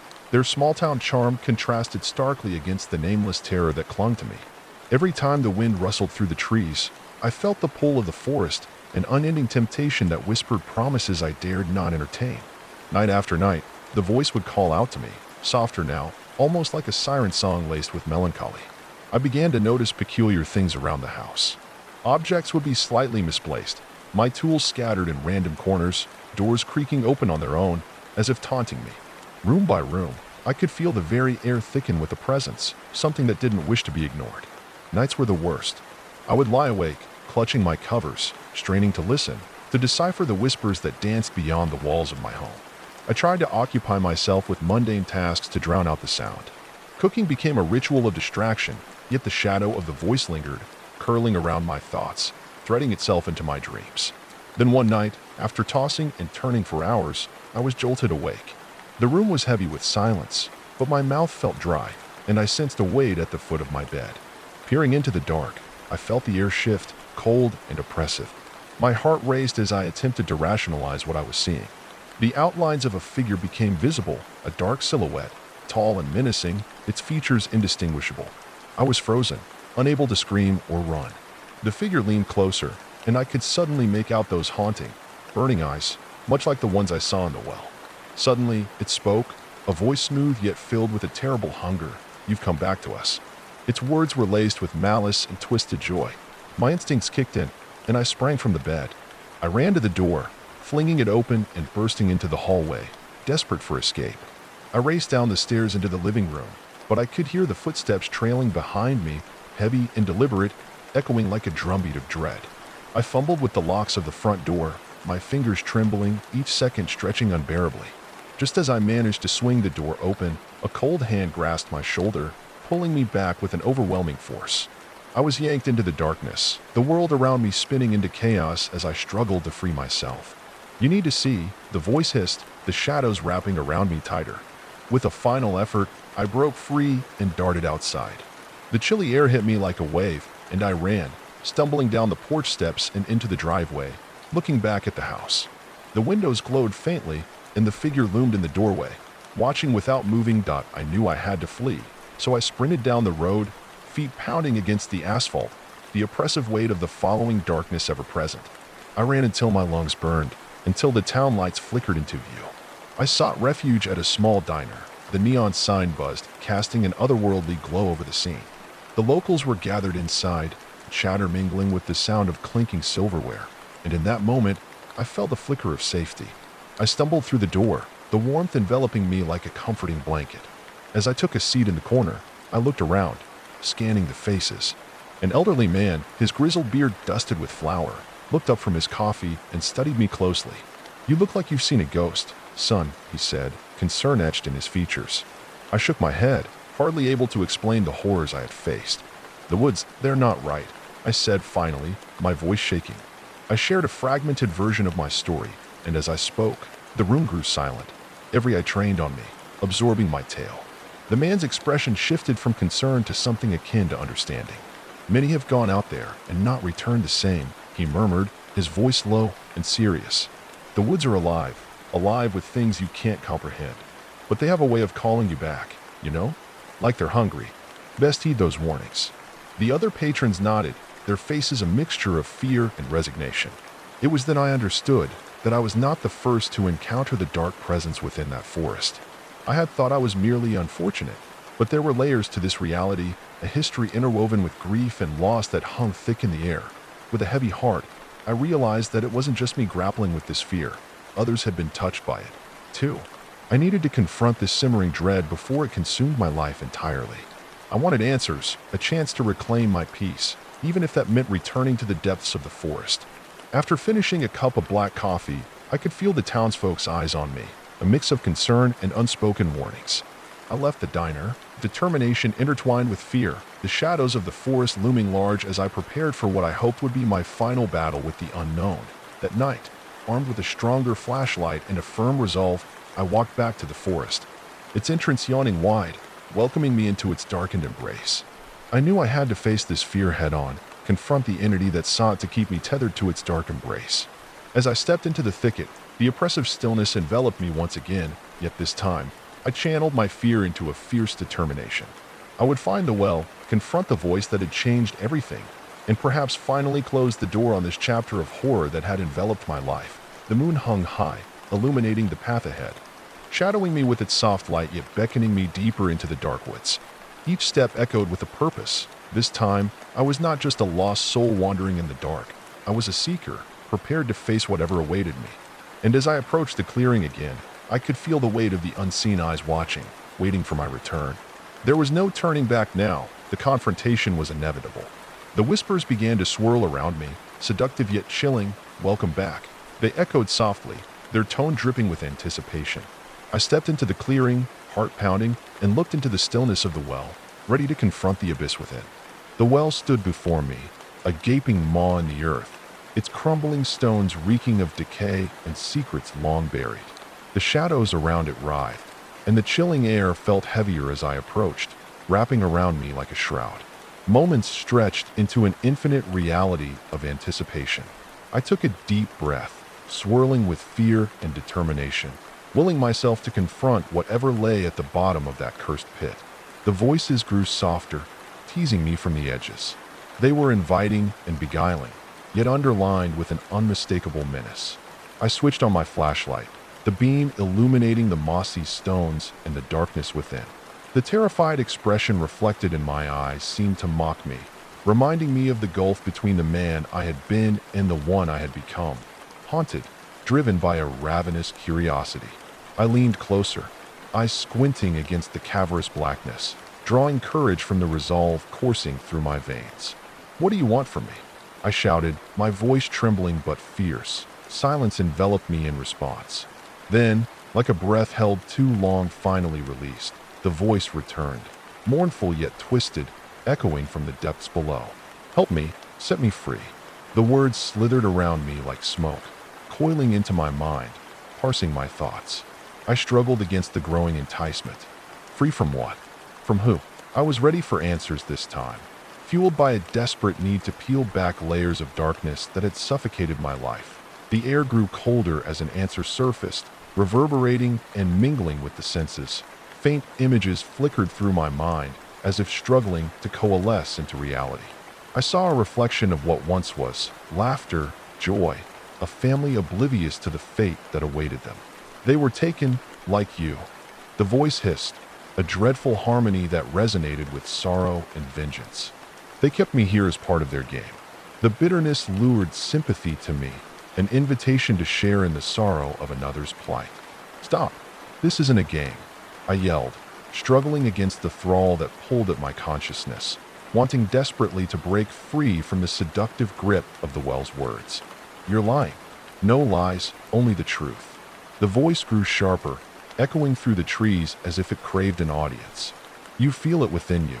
I am tethered, longing for release. The others, they remain, lost within these woods. The darkness consumes them, just as it will you unless you help me." With every word, threads of fear entwined with a yearning to assist, igniting an internal struggle. How could I trust this haunting spirit, a reminder of all that was dark and warped? Yet there was something eerily familiar, a reflection of my own tormented soul intertwined with the enigmatic voice of despair. "Why should I set you free? What's your price?" My voice came out steadier than I anticipated, the adrenaline flooding my spirit, pushing me beyond my fear. The chilling laughter that followed sent a shiver down my spine. "Your life, child. All you must do is descend into the well. Allow me to guide you." As I wavered, the wind whispered secrets between the trees, taunting me with their forbidden allure. The confrontation with the voice grew more overwhelming. It was intoxicating and terrifying, each word wrapping around me like a web. "What happened to the others?" I ventured, seeking clarity in the chaos swirling through my thoughts. They were pulled from their truth, cast into this prison of shadows. They too sought solace, yet they were unprepared for what awaited them. A low moan reverberated from the depths, intertwining with the vibrant sounds of the night, amplifying my dread. "Do you think they escaped?" Their cries echo, lost to the wind, all because they did not listen. "Please, just tell me how," I whispered, the weight of the gravity of my decision suffocating. With that single admission, the full essence of my torment flooded forth, a longing for wholeness, to escape the pain that had woven itself into the fabric of my reality since I had arrived. I had thought seclusion would help me heal, but the woods had opened wounds far deeper than I had intended. "I will show you," the voice said, dripping with a mixture of allure and menace. "But you must embrace what lies beneath. Only by descending into the depths can you understand the truth, and thus set us all free." In that moment, the well became a siren's call, a vortex of unbearable temptation. The shadows stretched out towards me, fingers of darkness beckoning me forward, urging me to trust in them. The soft whimpering calls of the lost souls echoed in my ear, merging with the vibrational hum of the unseen. Without fully understanding why, I took a step forward, the flashlight beam dancing wildly as it illuminated the mouth of the well. Perhaps I was a fool. Perhaps I was destined to be yet another soul lost to the void. But deeper within me, there was an ember of determination igniting an unshakable need for answers, even if it meant confronting the horrors of the deep. Before I could lose my resolve, I lowered myself into the well, the stones biting into my hands as I grasped the rough edges, inching downwards. The air grew thicker, colder, clinging to my skin with a clammy touch that made me shudder. The darkness enveloped me, leaving only the sound of my heart racing in my ears and the hollow whispers swirling around me. I continued to descend, surrendering to the oblivion that crept closer with every passing moment. Finally, My feet touched the floor of the well, and I appeared in a dimly lit cavern, illuminated by an ethereal light that pulsed from the walls themselves. The sight was surreal, shattered remnants of lives and souls intertwined, scattered across the ground like lost dreams awaiting resurrection. Faint echoes of laughter entwined with muted cries, painting the ambience with a painful beauty. I walked forward, drawn by the alluring pull of the glow, the essence of those who had entered before me. Spectral figures danced at the periphery of my vision, their whispers growing frenzied as if my presence had awakened a once dormant energy. "Welcome," whispered the voice, though its tone had morphed into something deeper, richer, and more primal. "You have come to free us, to free yourself." The figures shifted closer, their features becoming clearer, and I saw their eyes, tormented, pleading, yet filled with an unmistakable strength. Each face was etched with despair, the indelible mark of unfulfilled desires and forgotten lives echoing through time. "What have you done?" I managed to choke out, trembling with a mixture of horror and fascination as I looked from visage to visage. In their expressions, I saw reflections of my own insecurities, my long-buried memories rising to the light alongside them. "We are the echoes of your past, the ghosts of your choices," one figure proclaimed, their voice harmonizing with the other spirits. The realization washed over me with the force of a tidal wave. I had not merely come to rescue them, but had also unraveled the pattern of my own existence. "We linger here, trapped within the confines of our fears and regrets. But you—" Another figure stepped closer, their eyes glowing with an intensity that ignited a spark of defiance within me. "You have the power to change your fate, to break free from this cycle.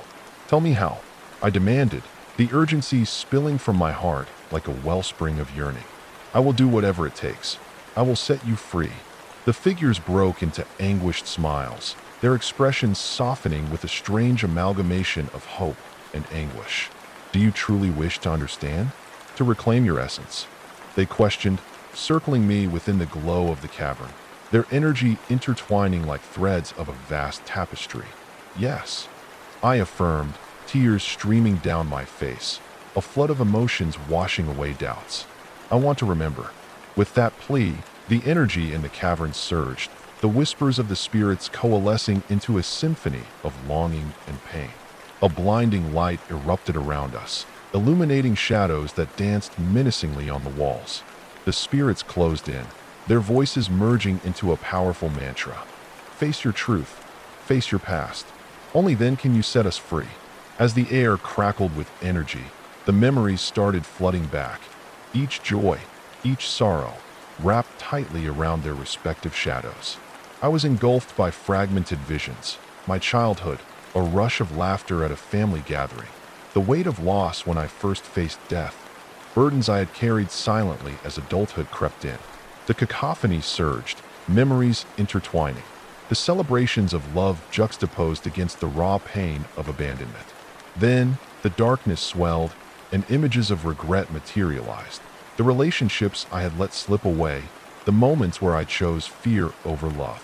I battled against it, wanting desperately to escape, yet realizing that the only way through it lay in facing every last wound that had festered within me. "Feel it," the chorus of spirits echoed, urging me onward as tears streamed down my cheeks, each droplet carrying the weight of unexpressed grief. The pain must be reconciled, for only then can rebirth emerge from the ashes. Overwhelmed, I surrendered to the storm of feelings that rushed within, collapsing under the tumult of emotions. I felt the darkness pressing against my soul, threatening to consume me. But within that chaos, I found a flicker of light, a spark of resilience that burned brightly, a reminder that I was more than fear. I began to confront my past choices, vocalizing the pain that had held me hostage. I regret allowing fear to paralyze me. I regret pushing people away when I needed them the most. I regret not being present in my own life. With each admission, the spirits moved closer, their hands reaching out to encircle me, providing a cushion against the onslaught. The first rays of dawn washed over the town as I made my way back, light spilling into the world like a promise of renewal. I could feel every step resonating with the energy I had reclaimed, the weight of burden lifting with each footfall. As I walked down the familiar streets, the quiet hum of the town began to stir with life. I passed the diner, where the smell of fresh coffee wafted through the air, mingling with the sweet scent of baked goods. My mouth watered at the thought of those fluffy pastries, but the warmth inside me came from something far deeper. As I entered the diner, the bell above the door jangled pleasantly, and the familiar faces turned towards me. It felt like stepping into a sanctuary. The chatter paused for just a moment. Then, the elderly man I'd spoken to before, his name was George, nodded with a knowing expression, his grizzled face cracking into a smile. "You look like you've seen the light," he said, his voice rich with warmth. "I have," I replied, my tone buoyed with sincerity. The shadows that had loomed over me now felt like mere memories, relics of a past that had been woven into the fabric of something new and beautiful. The patrons resumed their chatter, but George motioned for me to join him at the counter. I took a seat, and he poured me a cup of steaming coffee. "I trust you faced the shadows in those woods." His piercing gaze bore into my soul, and I couldn't help but share the tale. My encounter with the well, the voices, the spirits who had reached out to me, despite the darkness that had shrouded them. As I recounted my experience, I saw disbelief give way to something akin to admiration in the eyes around me. The diner transformed from a mere building into a sanctuary of shared wisdom and understanding. "You're not the first, you know," George reflected, stirring cream into his coffee. "Almost everyone in this town has their own story, their own brush with the dark things in the woods. Some have chosen to confront it like you did. Others, they still linger in denial." His voice softened, a hint of sorrow woven through it. "Do you believe those who remain trapped can be freed?" I asked, my heart tight with empathy for the souls still held in the grip of their shadows. "They've got to find their own truth," George replied, leaning back against the counter. "We all cook our own stew in this life, you see. It might be bitter or sweet, but until you're ready to taste it, you'll never know. Sometimes that means facing some horrific flavors."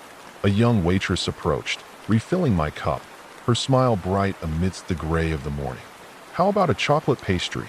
she offered, glowing with enthusiasm. I nodded gratefully, savoring another taste of the tangible world, one that felt teeming with possibility. I relished the warm pastry and robust coffee. The conversations around me washed over me like a gentle tide. Laughter intermingled with tales of the ordinary and the ethereal. I felt rooted in this moment, reminded that sharing our stories was an act of courage, a woven tapestry of experiences that connected us all. But as I savored every bite, yearning for those moments to last, the memories of the forest also whispered through my mind. I could feel the old echo still lurking, beckoning me to return, to confront not just my shadows, but those of others still imprisoned in denial. But now it was with resolve. They didn't have to be alone in their journey. "I'm going to help them," I declared suddenly, rising from my seat. George's brow furrowed with concern as others around me paused in their conversations. "Help who exactly?" he asked carefully. "Those who are still caught in the forest. I know the woods still hold others under their spell. They need to be freed just like I was, just like those spirits I encountered," I replied, my voice steady yet tinged with urgency. George was silent for a moment, searching my eyes. "Kid, it's not an easy road. What you faced is more than mere shadows. It's pain and trauma embodied. You can't save everyone," he cautioned gently. "I'm not trying to save everyone, but I can try to reach out. I owe it to them to at least try," I insisted, newly emboldened.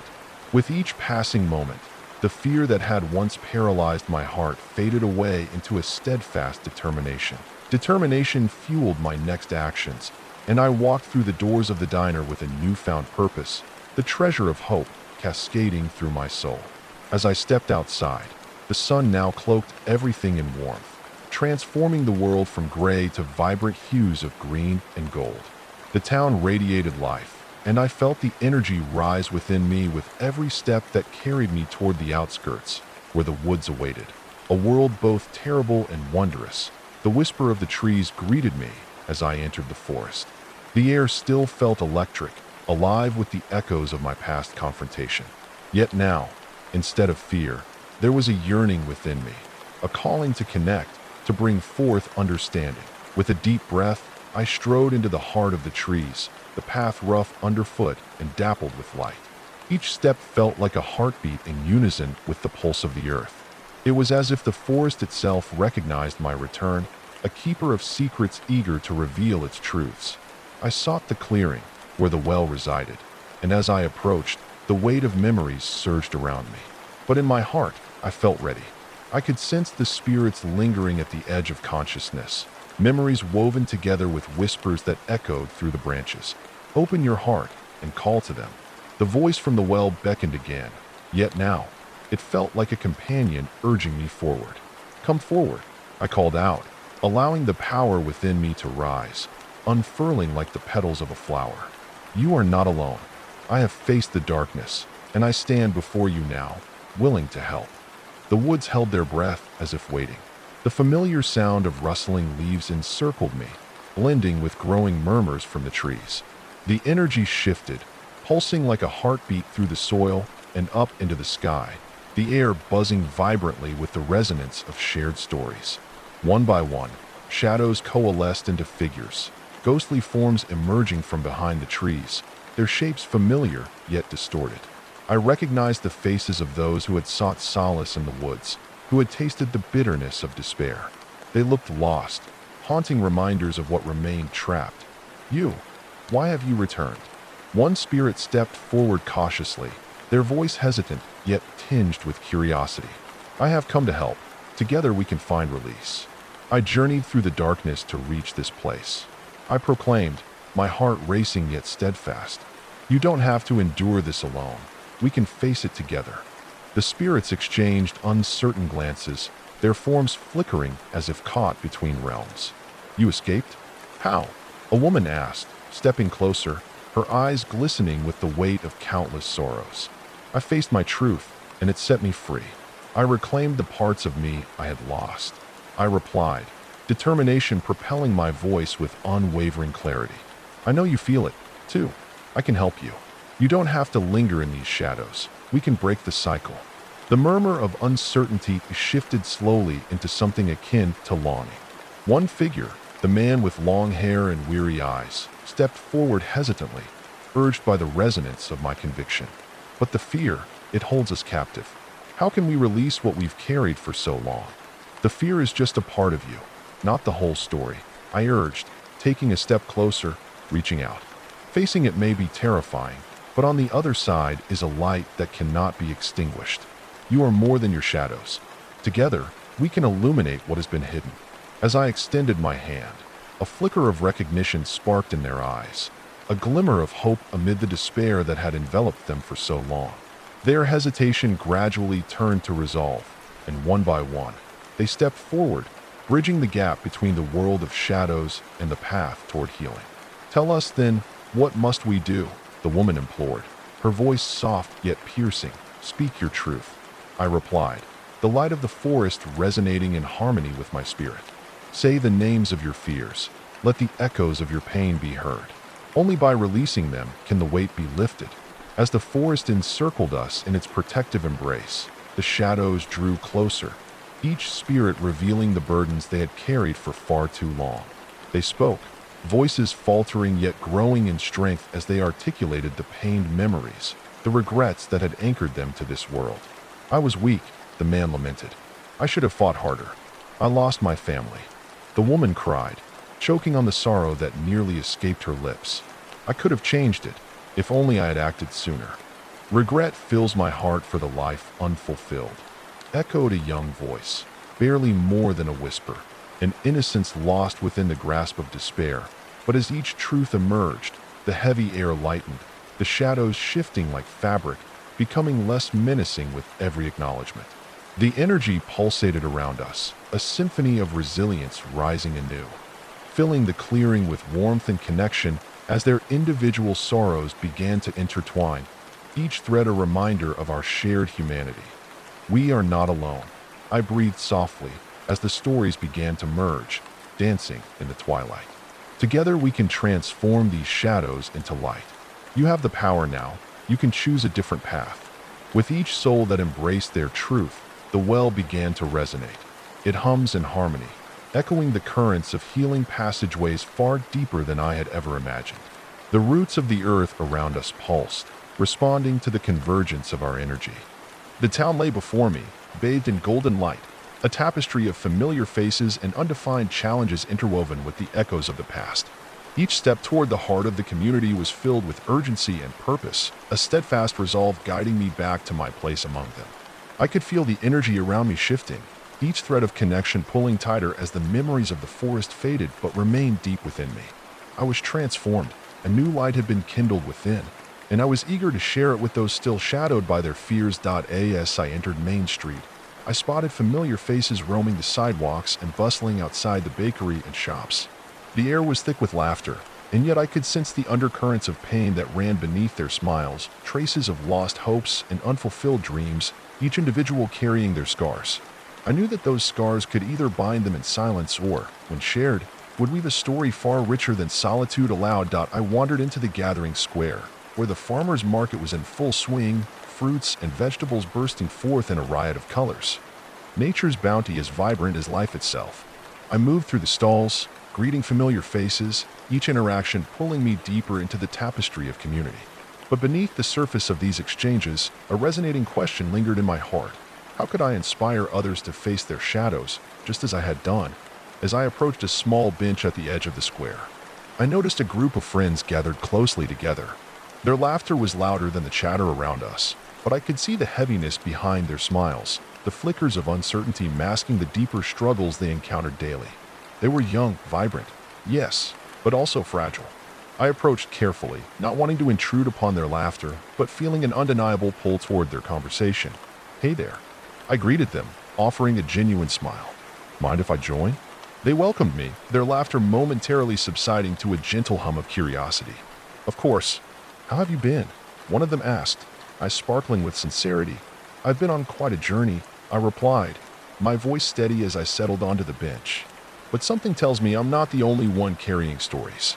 What about you all? What's going on?" The group shifted slightly, glancing at one another.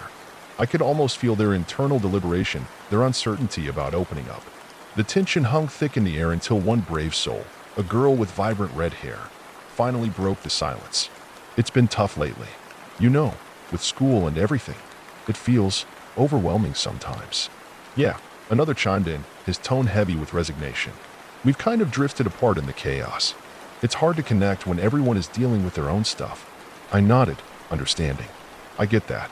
Sometimes we wear our smiles like masks, but underneath, the young faces grew serious, reflecting the weight of unspoken burdens that each carried."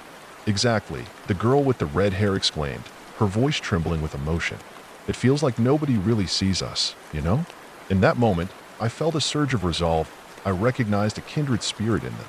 "Let me share something," I began, the words tumbling forth as the memories of the forest flooded back. "I was lost once too, caught in a web of fear and isolation. I spent time in those woods searching for solace, only to realize that I had to confront my fears to truly find the freedom I longed for. I met spirits hidden in the darkness, echoes of my own unspoken thoughts. They taught me that facing what haunts us is the only way to break free."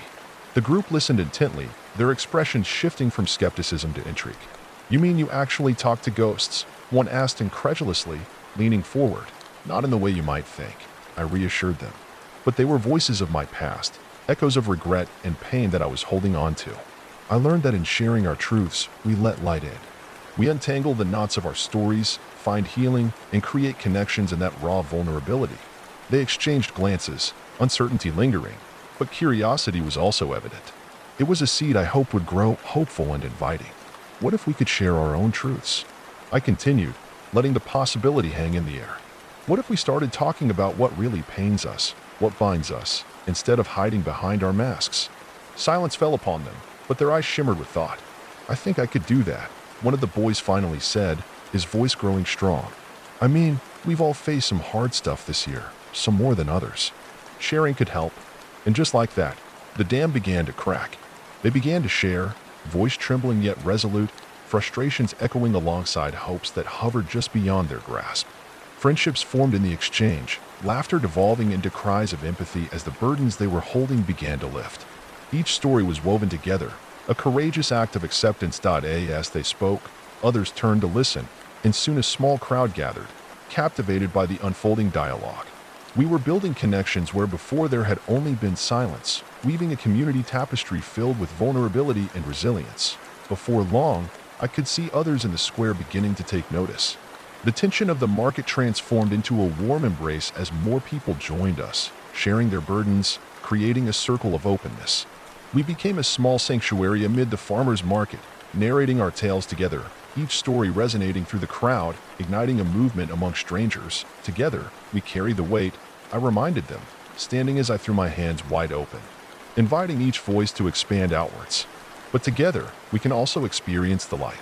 The sunlight glimmered through the trees, piercing the gathering and reminding us of the energy that binds us in the shared human experience. The laughter intermingled with tears, raw and cathartic as we embraced our interconnectedness.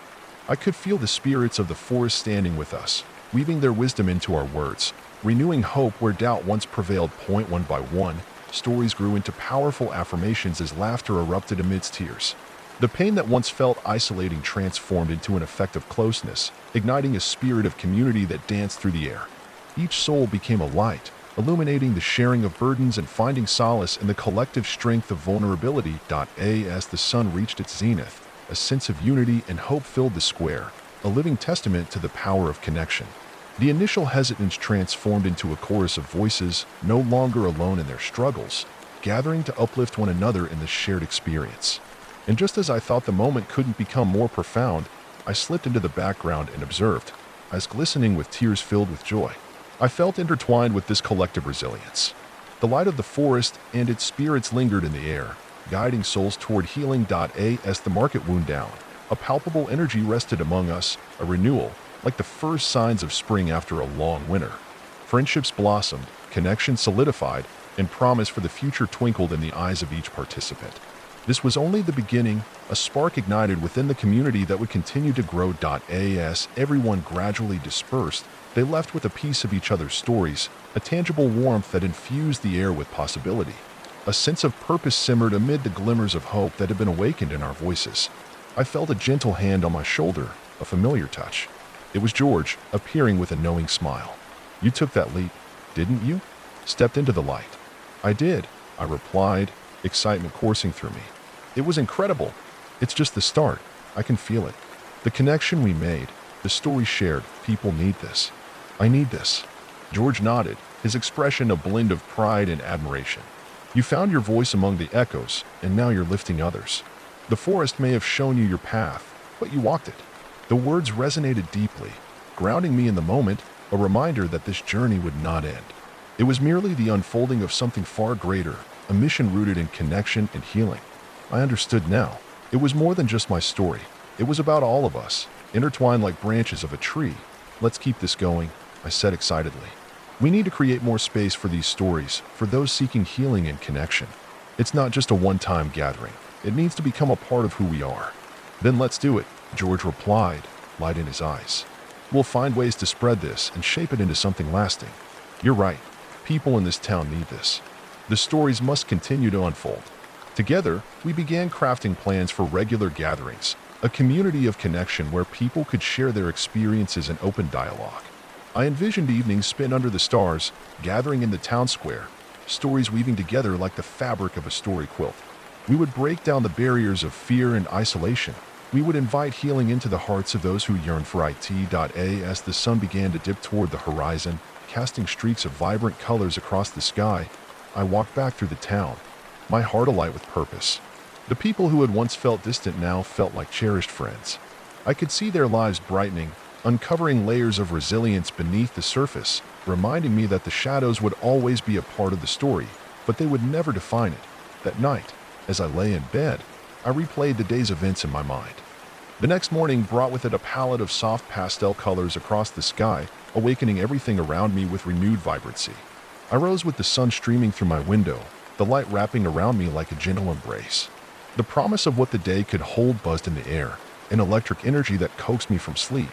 Today was about nurturing the threads we'd begun to weave into our community, and as I envisioned our gathering taking shape, excitement bubbled within me.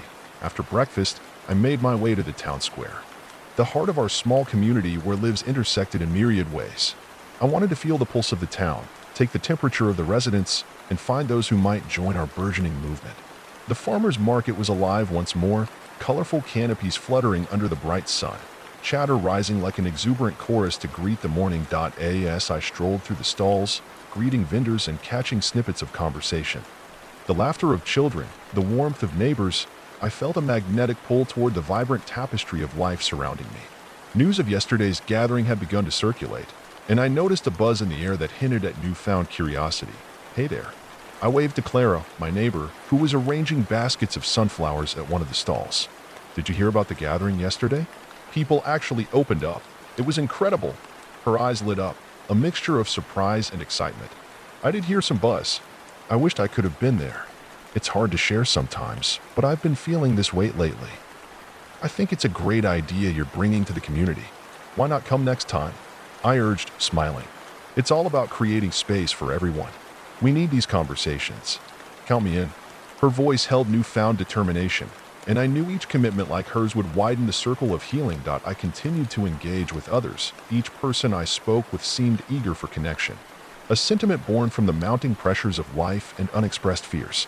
Some were apprehensive, hesitant to step forward, but curiosity often broke through that barrier. Will there be another gathering soon? One woman asked, her brow creasing as she pushed a stroller filled with her toddler. I've been wanting to share something about my past, but it's hard. Absolutely, I affirmed, feeling a surge of encouragement. We're planning on making it a regular thing, somewhere we can all come together, share our stories, and support one another. You're not alone in this. And just like that, with each conversation, I could see our community begin to coalesce around the idea, people eager to shed their fears and share their truths. Hope blossomed in the conversations, and I made mental notes of those who expressed interest, eager to reach out and solidify our next gathering. As the sun reached its zenith, a group of us congregated under a large oak tree that had become a symbol of strength and connection. It was here that we would hold our next gathering, a natural sanctuary that offered shade and comfort, a space for us to interlace our stories with the roots of this strong tree. Once we had settled on a date, I set about organizing the gathering. The idea was to create an inviting atmosphere where stories could flow freely, punctuated by laughter and support. We would have refreshments, perhaps a small food truck offering comfort food. I envisioned a circle of chairs where people could share in a casual yet meaningful way. In the following days, word spread like wildfire. Posters began appearing around town, adorned with colorful artwork and joyful reminders of the event. Local businesses pitched in, offering donations of snacks and drinks.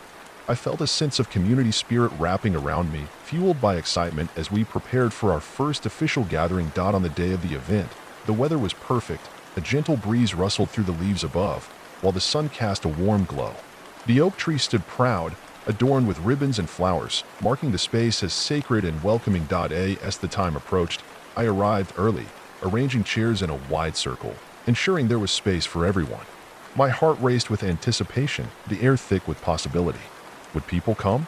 Would they feel the same resonance I had during our first gathering? When the first few arrived, I felt a wave of relief wash over me. Clara was among them, her face bright with enthusiasm. Others trickled in, friends, families, and neighbors, all drawn by the whispers of connection that had taken root throughout our community. With each addition to the circle, the energy blossomed. Laughter danced through the air as people exchanged warm greetings, and I caught snippets of heartfelt conversations already beginning to unfold. Glad you came. I greeted everyone cheerily as they took their seats. It was beautiful to see how the circle seemed to represent the essence of our gathering, a symbol of unity and shared strength. Once everyone had settled in, I took a moment to center myself, taking a deep breath in, feeling the heartbeat of the gathered community. Thank you all for being here today.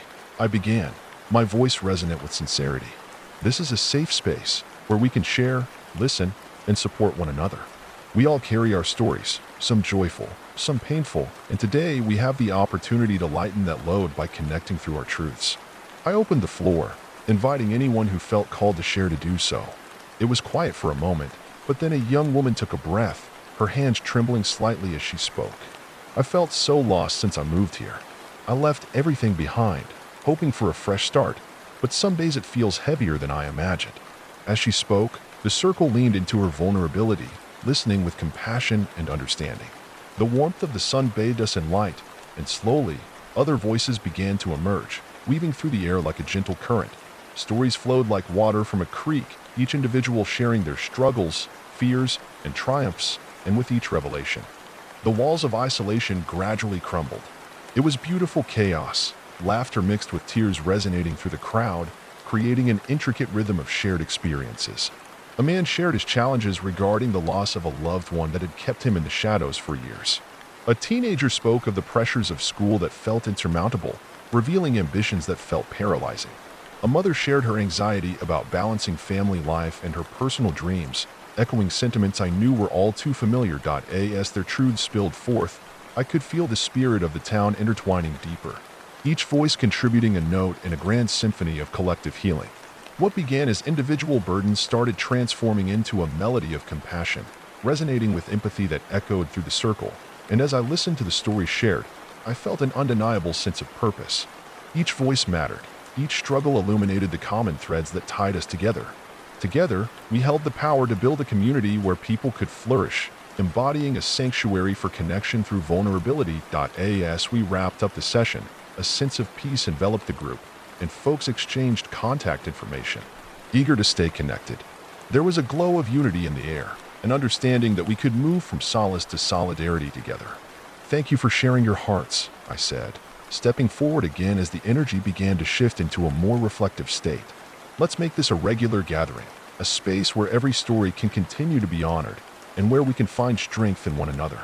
The consensus was palpable, and enthusiasm rippled through the circle as people voiced their agreement. As the gathering broke up, I watched laughter bubble through the air, friends embracing one another and planning to meet again soon. It filled me with joy to see how a simple idea had blossomed into something so profound, something the community clearly yearned for. In the weeks that followed, our gatherings became a cherished ritual. We met regularly, the circle always growing, and stories exchanged became threads of connection that wove us tighter together. In sharing our personal journeys, we shed the weight of singular burdens, transforming them into a collective mosaic, a vibrant tapestry stitched together by threads of hope, resilience, and love. We outgrew the oak tree that served as our anchor and ventured into larger spaces within the town, turning our gatherings into celebrations of overcoming challenges, forging connections, and embracing the beauty of our shared narratives. As seasons changed, so too did the vibrancy of our community. Each gathering seemed to illuminate the dark corners where loneliness once lurked, replacing isolation with trust, laughter, and empathy. Through it all, I carried the echoes of that mystical forest within me. Those spirits of resilience and hope had led me here, and I vowed to honor them by pursuing this journey wholeheartedly. Each encounter enriched my life and helped me grow, but it was always the ability to guide others through their shadows that had become the greatest gift to me. And so, as the town began to flourish in newfound companionship, I became a part of something larger, a ripple of compassion that led us all toward light. It reminded me of a profound truth I discovered when I ventured into the woods, that the journey is not just about facing the darkness, but also about reveling in the light we create together. As I stood at the edge of the town one evening, watching the sun set in a fiery blaze, I knew that my journey was far from over. Instead, it was merely the beginning of a life infused with connection. As winter approached, the town began to slip into a gentle slumber. The crisp air brought with it the scent of pine and wood smoke, and the vibrant hues of autumn leaves gave way to a serene landscape blanketed in white. Yet, amid the quiet spell that enveloped us, our weekly gatherings continued to pulsate with energy, a beacon of light against the backdrop of the cold season. The first snowfall transformed our town into a picturesque wonderland, the landscape glistening under moonlight. The oak tree, our steadfast symbol of unity, now stood adorned with snowflakes, its branches heavy yet unwavering, a testament to the strength we had cultivated together. It was here, amidst the magic of winter, that I began to envision our gatherings evolving into something even more nurturing, a festival that would celebrate community, healing, and connection. I envisioned an event where stories could intertwine with shared experiences and art, an evening filled with warmth, music, and the spirit of togetherness. So, I gathered my thoughts and outlined a plan for a winter solstice celebration, a night to embrace the longest night of the year while welcoming the returning light with open hearts. As I shared the idea with George and a few others from our gatherings, their faces lit up with excitement. "This could be a wonderful way to bring everyone together," George said, his enthusiasm contagious. "We can include local artists, musicians, and even have storytelling circles." "Absolutely," I replied, my mind racing with possibilities. It's not just about the event. It's about making sure we continue to grow and extend our hands to others in need. We will incorporate a drive for donations, food, clothes, any resources we can gather for those experiencing hardships during winter. Before long, our small group began organizing the event, conveying our vision to the community and inviting collaboration. We turned to local businesses for support, seeking contributions to bring our ideas to life.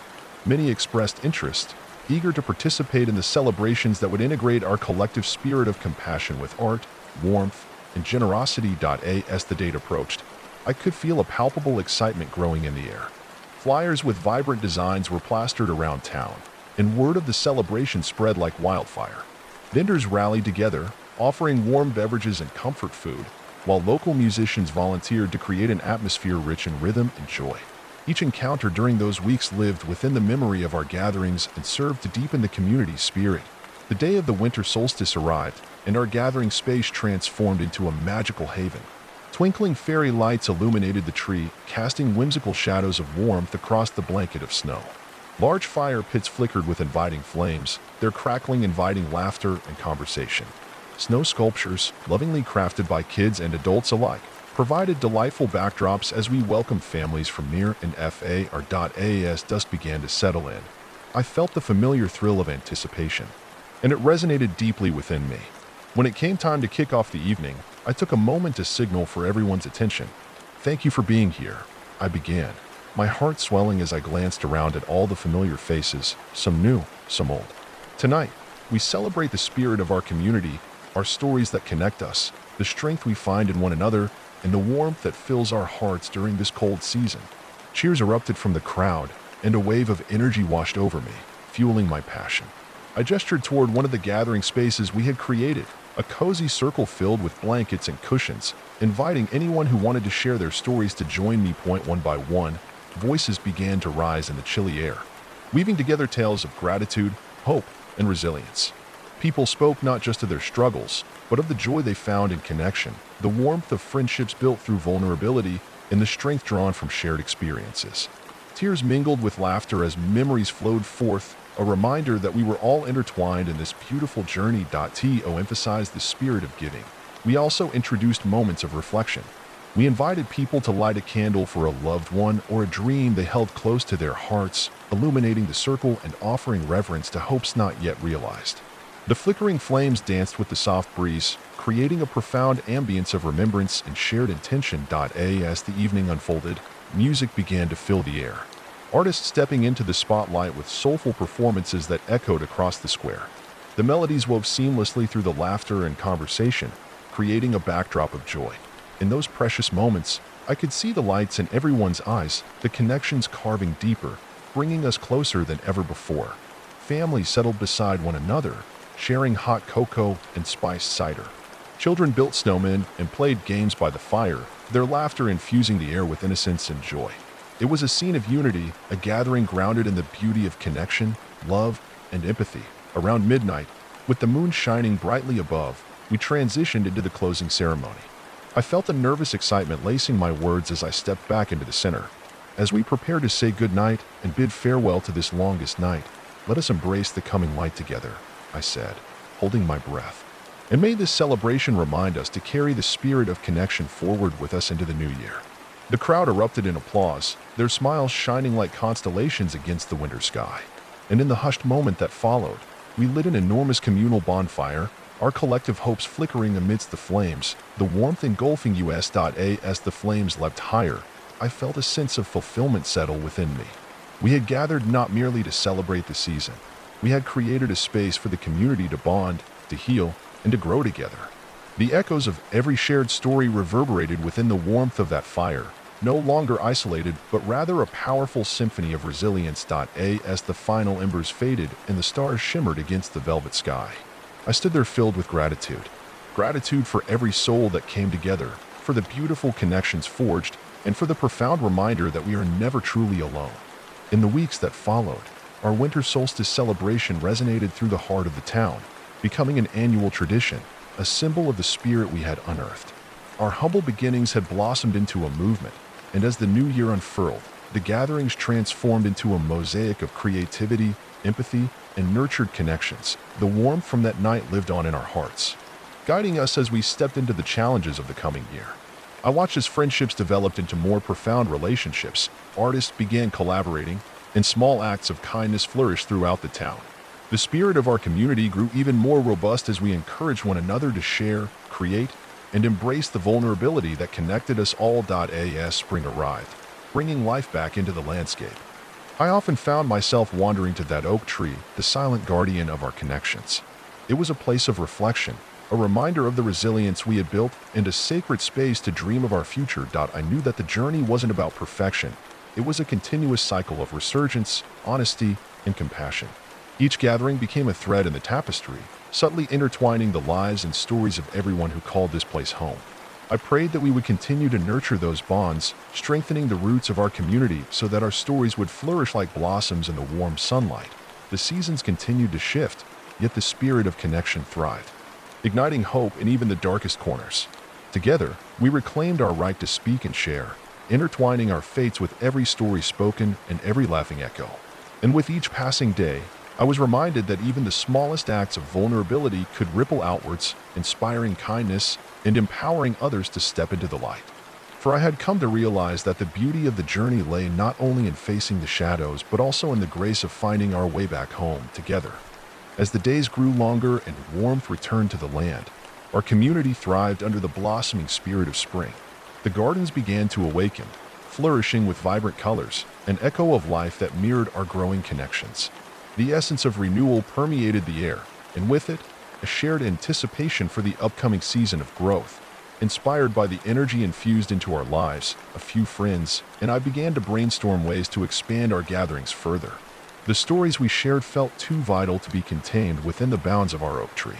It was time to create spaces where not just our voices could be heard, but where creativity could intertwine with connection in new, exciting ways. We decided to organize a community art and storytelling festival, a celebration that would allow residents of all ages to express themselves through art, theater, and music. We envisioned a day filled with workshops, open mic sessions, and collaborative art projects, creating a tapestry of voices, experiences, and talents. We wanted everyone to have the chance to contribute in whatever way resonated with them, and to experience the joy of creation together. The planning began in earnest. We reached out to local artists, encouraging them to lead workshops in painting, pottery, music, and other art forms. We included sessions on writing, where people could pen their own stories or poetry, a way to reflect on their journeys while receiving feedback from fellow creators. As spring blossomed into summer, enthusiasm swelled. Each time we met, conversations flowed like the rivers that fed our landscape, carrying ideas and fostering connections. The festival evolved into a community endeavor, encompassing all who wished to bring their talents to life. The local schools even contributed, with students eager to showcase their artistic projects and performances. As the day of the festival drew closer, I felt a mix of excitement and anxiety. What if the turnout was low? What if people were hesitant to share their stories or express themselves? But a gentle warmth bloomed deep inside, guided by the connections we'd built over the months. I reminded myself of the courage we had developed together. Even in the face of uncertainty, I believed we could forge a space where growth flourished. Finally, the day arrived. It was vibrant and sun-drenched, a perfect day for creativity to take wing. The air was alive with the sounds of laughter, splashes of paint, and joyful music filling the square. Colorful banners and decorations transformed the gathering area into a celebration of expression and community. Families arrived with children in tow, excited to explore the myriad of activities set up around the space. Laughter rang out from various corners, where kids painted alongside parents, discovering new colors and forms, forging connections not only with art but with each other. As the sun traversed the sky, workshops began. I took a moment to visit each station, coaxing out the creativity of others and watching as they embarked on their artistic journeys. At the writing workshop, I was captivated watching individuals open their notebooks, pouring their thoughts onto the pages, words flowing freely like a river of connection between the past and present. One participant shared, "I never thought I could express myself like this. It's freeing." By noon, the energy swelled as we transitioned into open mic performances. The stage had been adorned with flowers, giving the area a nurturing ambience. I was amazed at the variety of performances, stories, poems, musical numbers, and even a short play, all showcasing the raw talent and vulnerable expression of everyone involved. When my turn arrived, I took a deep breath, glancing out at the faces illuminated with anticipation. I shared snippets of our journey, how the first gatherings had started, the warmth of connection that had blossomed, and the beauty of the community we had built together. In that moment, I was reminded of the strength that came from unity and the solace that storytelling had offered not just to me, but to everyone present. We've all journeyed here together, I concluded, feeling the magic of the moment brush against my heart. As we continue to share, create, and inspire one another, let's carry this energy forward. Let's keep breathing life into our stories, allowing them to connect us and nurture this community that we love. Applause echoed around the square, and as I stepped down, I felt a sense of fulfillment wash over me. I witnessed people stepping out of their shells as they took the stage, sharing the intimacy of their lives with an audience. In those moments, we fostered not just understanding, but profound respect for each individual's journey. As the festival continued into the afternoon, I surveyed the festivities around me. A large mural was coming to life, crafted collaboratively by artists and children alike. The laughter of the young echoed nearby as they splashed colors upon the canvas, a beautiful metaphor for our growing community. This act of creation represented a future where voices could coalesce into something vibrant and unifying. The success of the festival rippled into our community. It became the catalyst for more collective endeavors. We encouraged everyone to participate in ongoing projects, whether they were artistic, cultural, or philanthropic in nature. The festival was a launchpad, igniting passions and fostering deeper connections that continued to weave us into a tapestry of shared experiences. In the months that followed, I found myself dreaming larger. The expansiveness of our community's creativity inspired me to propose a cultural exchange program, inviting neighboring towns to join our community in sharing traditions, stories, and art. By doing so, we could extend the spirit of connection beyond our own borders, embracing the belief that healing could transcend geographical boundaries. What began as scattered gatherings turned into month-long collaborations, and before we knew it, a network of shared experiences emerged. The once quiet and disparate voices of the town sang in harmony, nurturing our collective identity. Through every workshop, every festival, and each gathering of vulnerability, we formed relationships that would forever bond us as a community. The oak tree remained our steady anchor, a symbol of strength, resiliency, and interconnectivity, a reminder that roots could intertwine, forming a magnificent canopy where stories flourished together. As the sun began to set on the horizon one evening, I ventured back to the oak tree, a place that by now had witnessed every ebb and flow of our journey. With the golden light cascading through the leaves, I took a moment to reflect. I understood that none of this would have been possible without each member of the community stepping forward with their stories and talents, embracing vulnerability to forge deeper connections.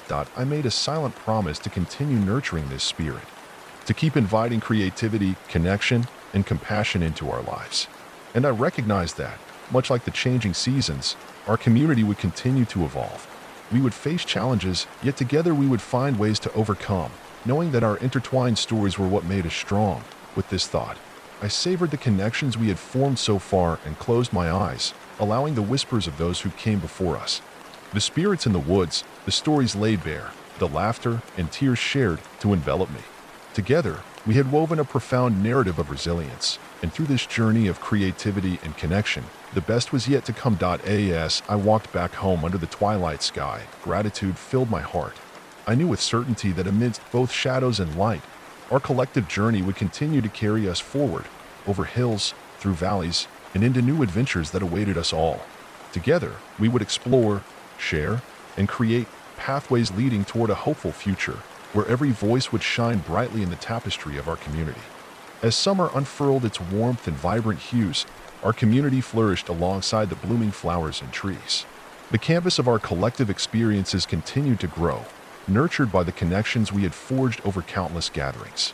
We found solace not just in individual stories, but in the collective narrative that was emerging, one of resilience, creativity, and unity. In the fervor of our successes, we queued up our next ambitious project, a community mosaic, a sprawling artwork that would be created throughout the summer months. The aim was to involve as many residents as possible, capturing the essence of our community through individual tiles that would contribute to a larger piece of art. Each tile would be unique, representing personal stories, dreams, or memories, but together they would form a cohesive image that depicted who we were. We organized workshops where community members could come and create their tiles using local clay, paints, and inscriptions. It was a way to invite even more voices to the forefront, fostering a sense of ownership over the final piece of art. Just as every person's story mattered, every tile would symbolize a chapter in the larger narrative of our community. As the weeks rolled on, anticipation for the mosaic grew.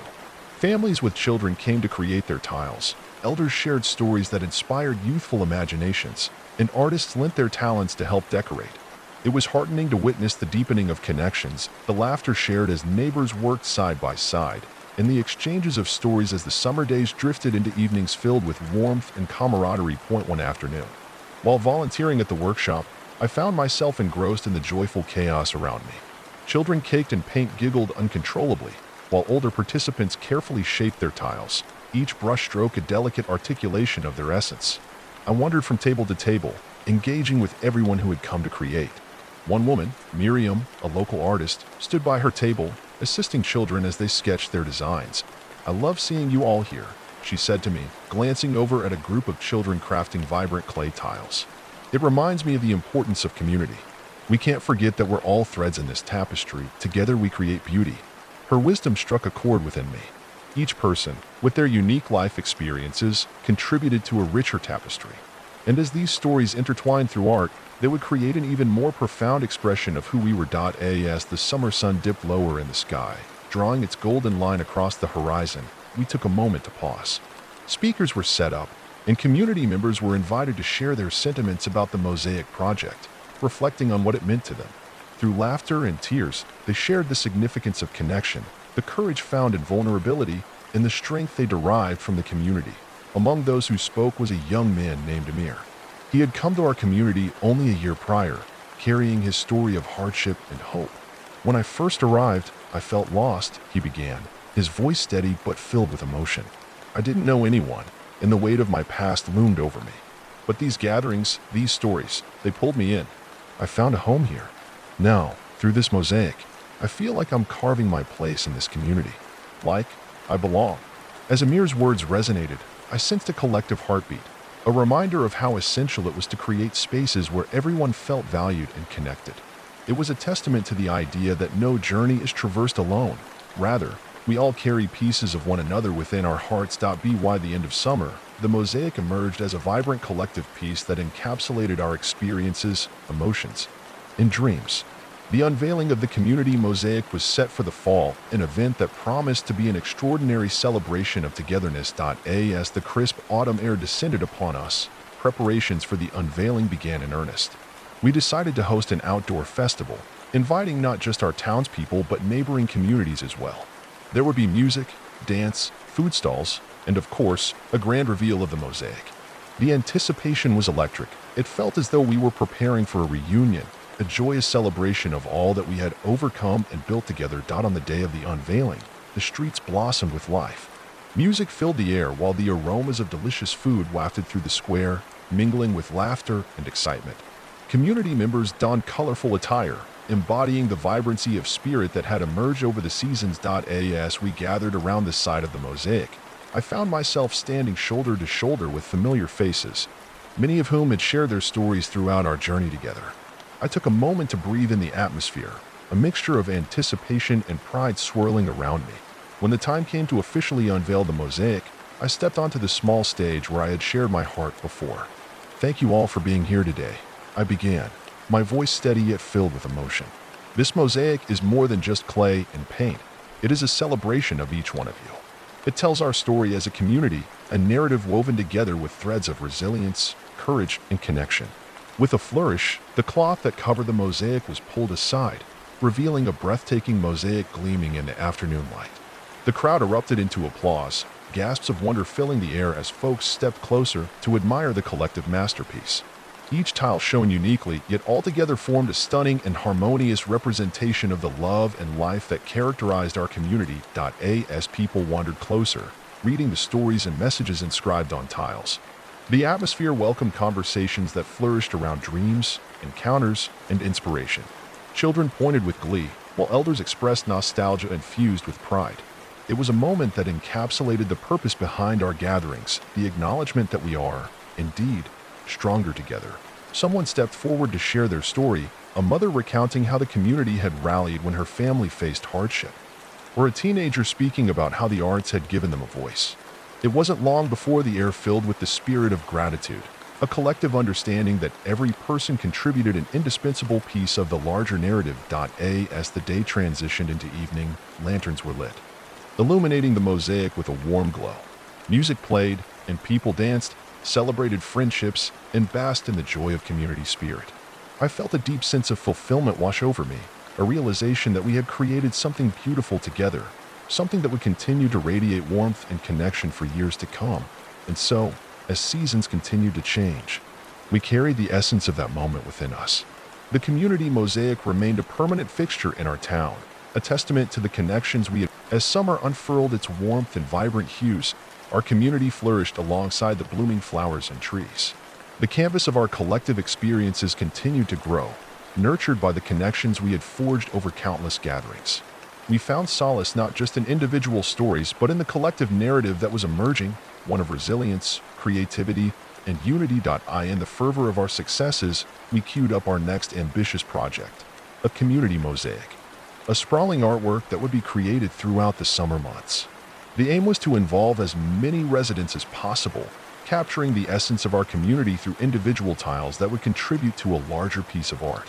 Each tile would be unique, representing personal stories, dreams, or memories, but together they would form a cohesive image that depicted who we were. We organized workshops where community members could come and create their tiles, using local clay, paints, and inscriptions. It was a way to invite even more voices to the forefront, fostering a sense of ownership over the final piece of art. Just as every person's story mattered, every tile would symbolize a chapter in the larger narrative of our community. As the weeks rolled on, anticipation. As autumn settled into winter, the crisp, cool air carried whispers of change. The winds danced through the branches of the oak tree, the steadfast witness to our growth. With the frost claiming the remnants of fall, our community began to turn inward, reflecting on the incredible journey we had undertaken throughout the year.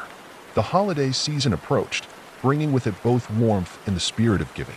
Inspired by our community mosaic project, a new idea blossomed, a festival of stories and lights. It would be an evening dedicated to celebrating our individual and collective stories while illuminating the dark winter nights with the warmth of shared experiences. We envisioned a gathering that combined storytelling, music, and light. A night when each person would contribute a story or an art form, rekindling the connections that had flourished in the warmer months. The festival culminated in a radiant display of lights, symbolizing our hopes and dreams for the new year ahead. We invited everyone to bring lanterns, candles, or lighted decorations, creating a sea of glowing warmth that would envelop our community. As volunteers, we set about crafting an evening filled with activities, story circles, live music, spoken word, and bonfires adorned with handmade ornaments representing our individual journeys. The excitement bubbled over as community members shared their ideas, many eager to contribute their talents to this celebration of togetherness. As the planning meetings unfolded, I could feel the energy in the air shifting, fueled by anticipation and the desire to keep nurturing our bonds. Elders began sharing stories around warm cups of cider at the gatherings. Inspired by this rich oral tradition, we encouraged residents to incorporate their family narratives, histories, and cultural experiences into the storytelling segments of the festival. As we drew closer to the festival date, I found myself reflecting on this past year, marveling at the profound transformations and connections that had blossomed. The stories shared around the mosaic and the growing love for our community ignited within me the understanding that every life touched by our town echoed the importance of unity. On the night of the Festival of Stories and Lights, the atmosphere pulsated with a blend of excitement and reverence. The town square transformed into a vibrant sanctuary, bedecked in fairy lights and colorful lanterns, creating a magical ambience. Families huddled under cozy blankets, while friends roamed around, sharing laughter and stories. The scent of spice treats filled the air, inviting everyone to savor the flavors of the season. As night descended, a hush fell over the crowd.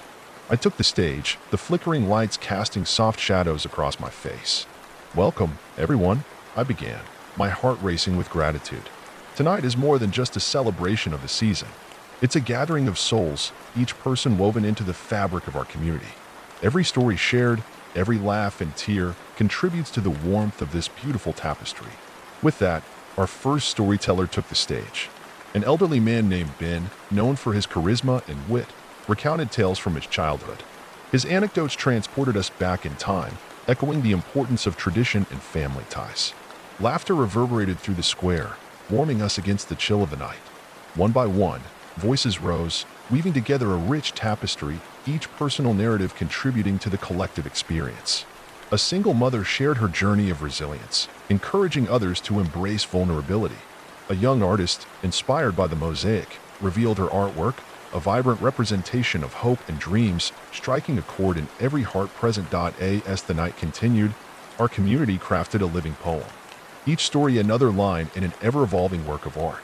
And when it came time for music, the sound of voices harmonizing filled the air, a beautiful resonance that wrapped around us like a warm embrace. A talented local band played familiar songs, igniting a spark of nostalgia and joy that spread through the crowd. When the moment to unveil our collective display of lights arrived, I found myself standing at the center of the square, surrounded by friends and neighbors who had become family. As we lit our lanterns and candles, we shared our hopes for the coming year. The twinkling lights burst into life, illuminating the night, symbolizing our dreams and aspirations. In that magical moment, I caught a glimpse of what we had built together, a community rooted in love, compassion, and creativity. The light reflected off smiling faces, every flicker representing a life touched, a story shared, a bond formed. The darkness of winter was no match for the brilliance of our interconnectedness. As the festival drew to a close, I felt a wave of gratitude wash over me. The day had become a celebration of resilience and unity, reminding us that we are not alone. Our bonds were stronger than ever, forged in shared experiences and mutual support. The warmth of our connectedness would carry us forward into the uncertain future. In the weeks following the festival, as winter deepened, we continued to gather. The chill in the air invited fireside chats and cozy story circles. We formed book clubs, writing workshops, and art nights to nurture our creativity and cultivate deeper relationships. Each encounter, whether big or small, reinforced our commitment to one another and to the legacy we were creating, a community where every voice could find an echo. As the new year approached, I found myself dreaming once more about the possibilities that lay ahead. I envisioned further projects that would bring us together, community gardens, cultural exchanges, and shared experiences that would illuminate the diverse backgrounds and talents of our residents. The echoes of storytelling and creativity resonated deeply, igniting our hearts with the knowledge that in the face of challenges, we would always rise together. Each person had a role to play in the ongoing narrative of our community, and I felt a call to continue seeking ways to foster that connection. One particularly snowy night, I joined a few friends by the warmth of a fire. We spoke candidly about our hopes and dreams for the year to come. How do we keep this community vibrant? I asked, gazing into the flickering flames. One friend proposed we should hold monthly theme nights, a space to explore different cultures, traditions, and experiences. It could invite us to learn from one another while celebrating our differences. Another suggested we could create a community newsletter, sharing stories, art, and highlights from our gatherings, a way to keep everyone informed and engaged, even when life gets busy. As these ideas flowed, I felt a renewed sense of purpose. The warmth of friendship and creativity ignited within me a determination to nurture the bonds we had established and to continue weaving our unique narratives together. In the face of winter, we would embrace the growth that comes from resilience, pushing through the cold to find warmth in each other's company. Together, we would embrace the journey ahead, building a future where connection, compassion, and a spirit of creativity thrived. With each gathering and every story shared, we nurtured the roots of our community, allowing them to spread deeper and wider. The beauty of our shared experiences had created a sanctuary, one where each individual could shine, and together, we would embrace whatever the seasons of life would bring. And so, as the new year dawned, we stood on the threshold of new beginnings, ready to cultivate the dreams born from our imaginations and stories. It was a time of hope and possibility, reminding us that as we continued to share our journeys, together we could illuminate the world around us, one story, one person, and one connection at a time. As winter melted into the first breath of spring, the world around us began to awaken, much like our community. The days grew longer and warmer, revealing bright blooms and the sounds of nature stirring. It felt like the perfect time to inject new life into our gatherings and adventures. Inspired by the energy of renewal the season brought, we decided to carry forth the momentum from our Festival of Stories and Lights by planning a Spring Awakening Festival. It would be a day dedicated to community engagement, celebrating the themes of growth, renewal, and togetherness. We envisioned a series of activities that would encompass music, gardening, storytelling, and collaborative art, an opportunity to sow the seeds of creativity and connection that in our planning meetings, excitement buzzed in the air. Ideas flowed freely as community members proposed workshops on planting gardens, creating art from recycled materials, and engaging in music performances that celebrated diversity. A stunning mural depicting our community's vibrant story became the centerpiece of the festival. Each resident would be invited to contribute their creativity, turning a blank wall into a canvas that mirrored our collective souls. As the day of the Spring Awakening Festival approached, we all worked together like a well-oiled machine. Volunteers gathered supplies and transformed our meeting space into a bustling hub of activity, with colorful artwork adorning the walls and local musicians practicing for their performances. Children giggled as they crafted decorations, creating flowers and butterflies with their small hands in preparation for the festival. The morning of the festival dawned bright and glorious, filled with the promise of a beautiful day. As I stepped outside, the sun cascaded over the town, bathing it in warm light.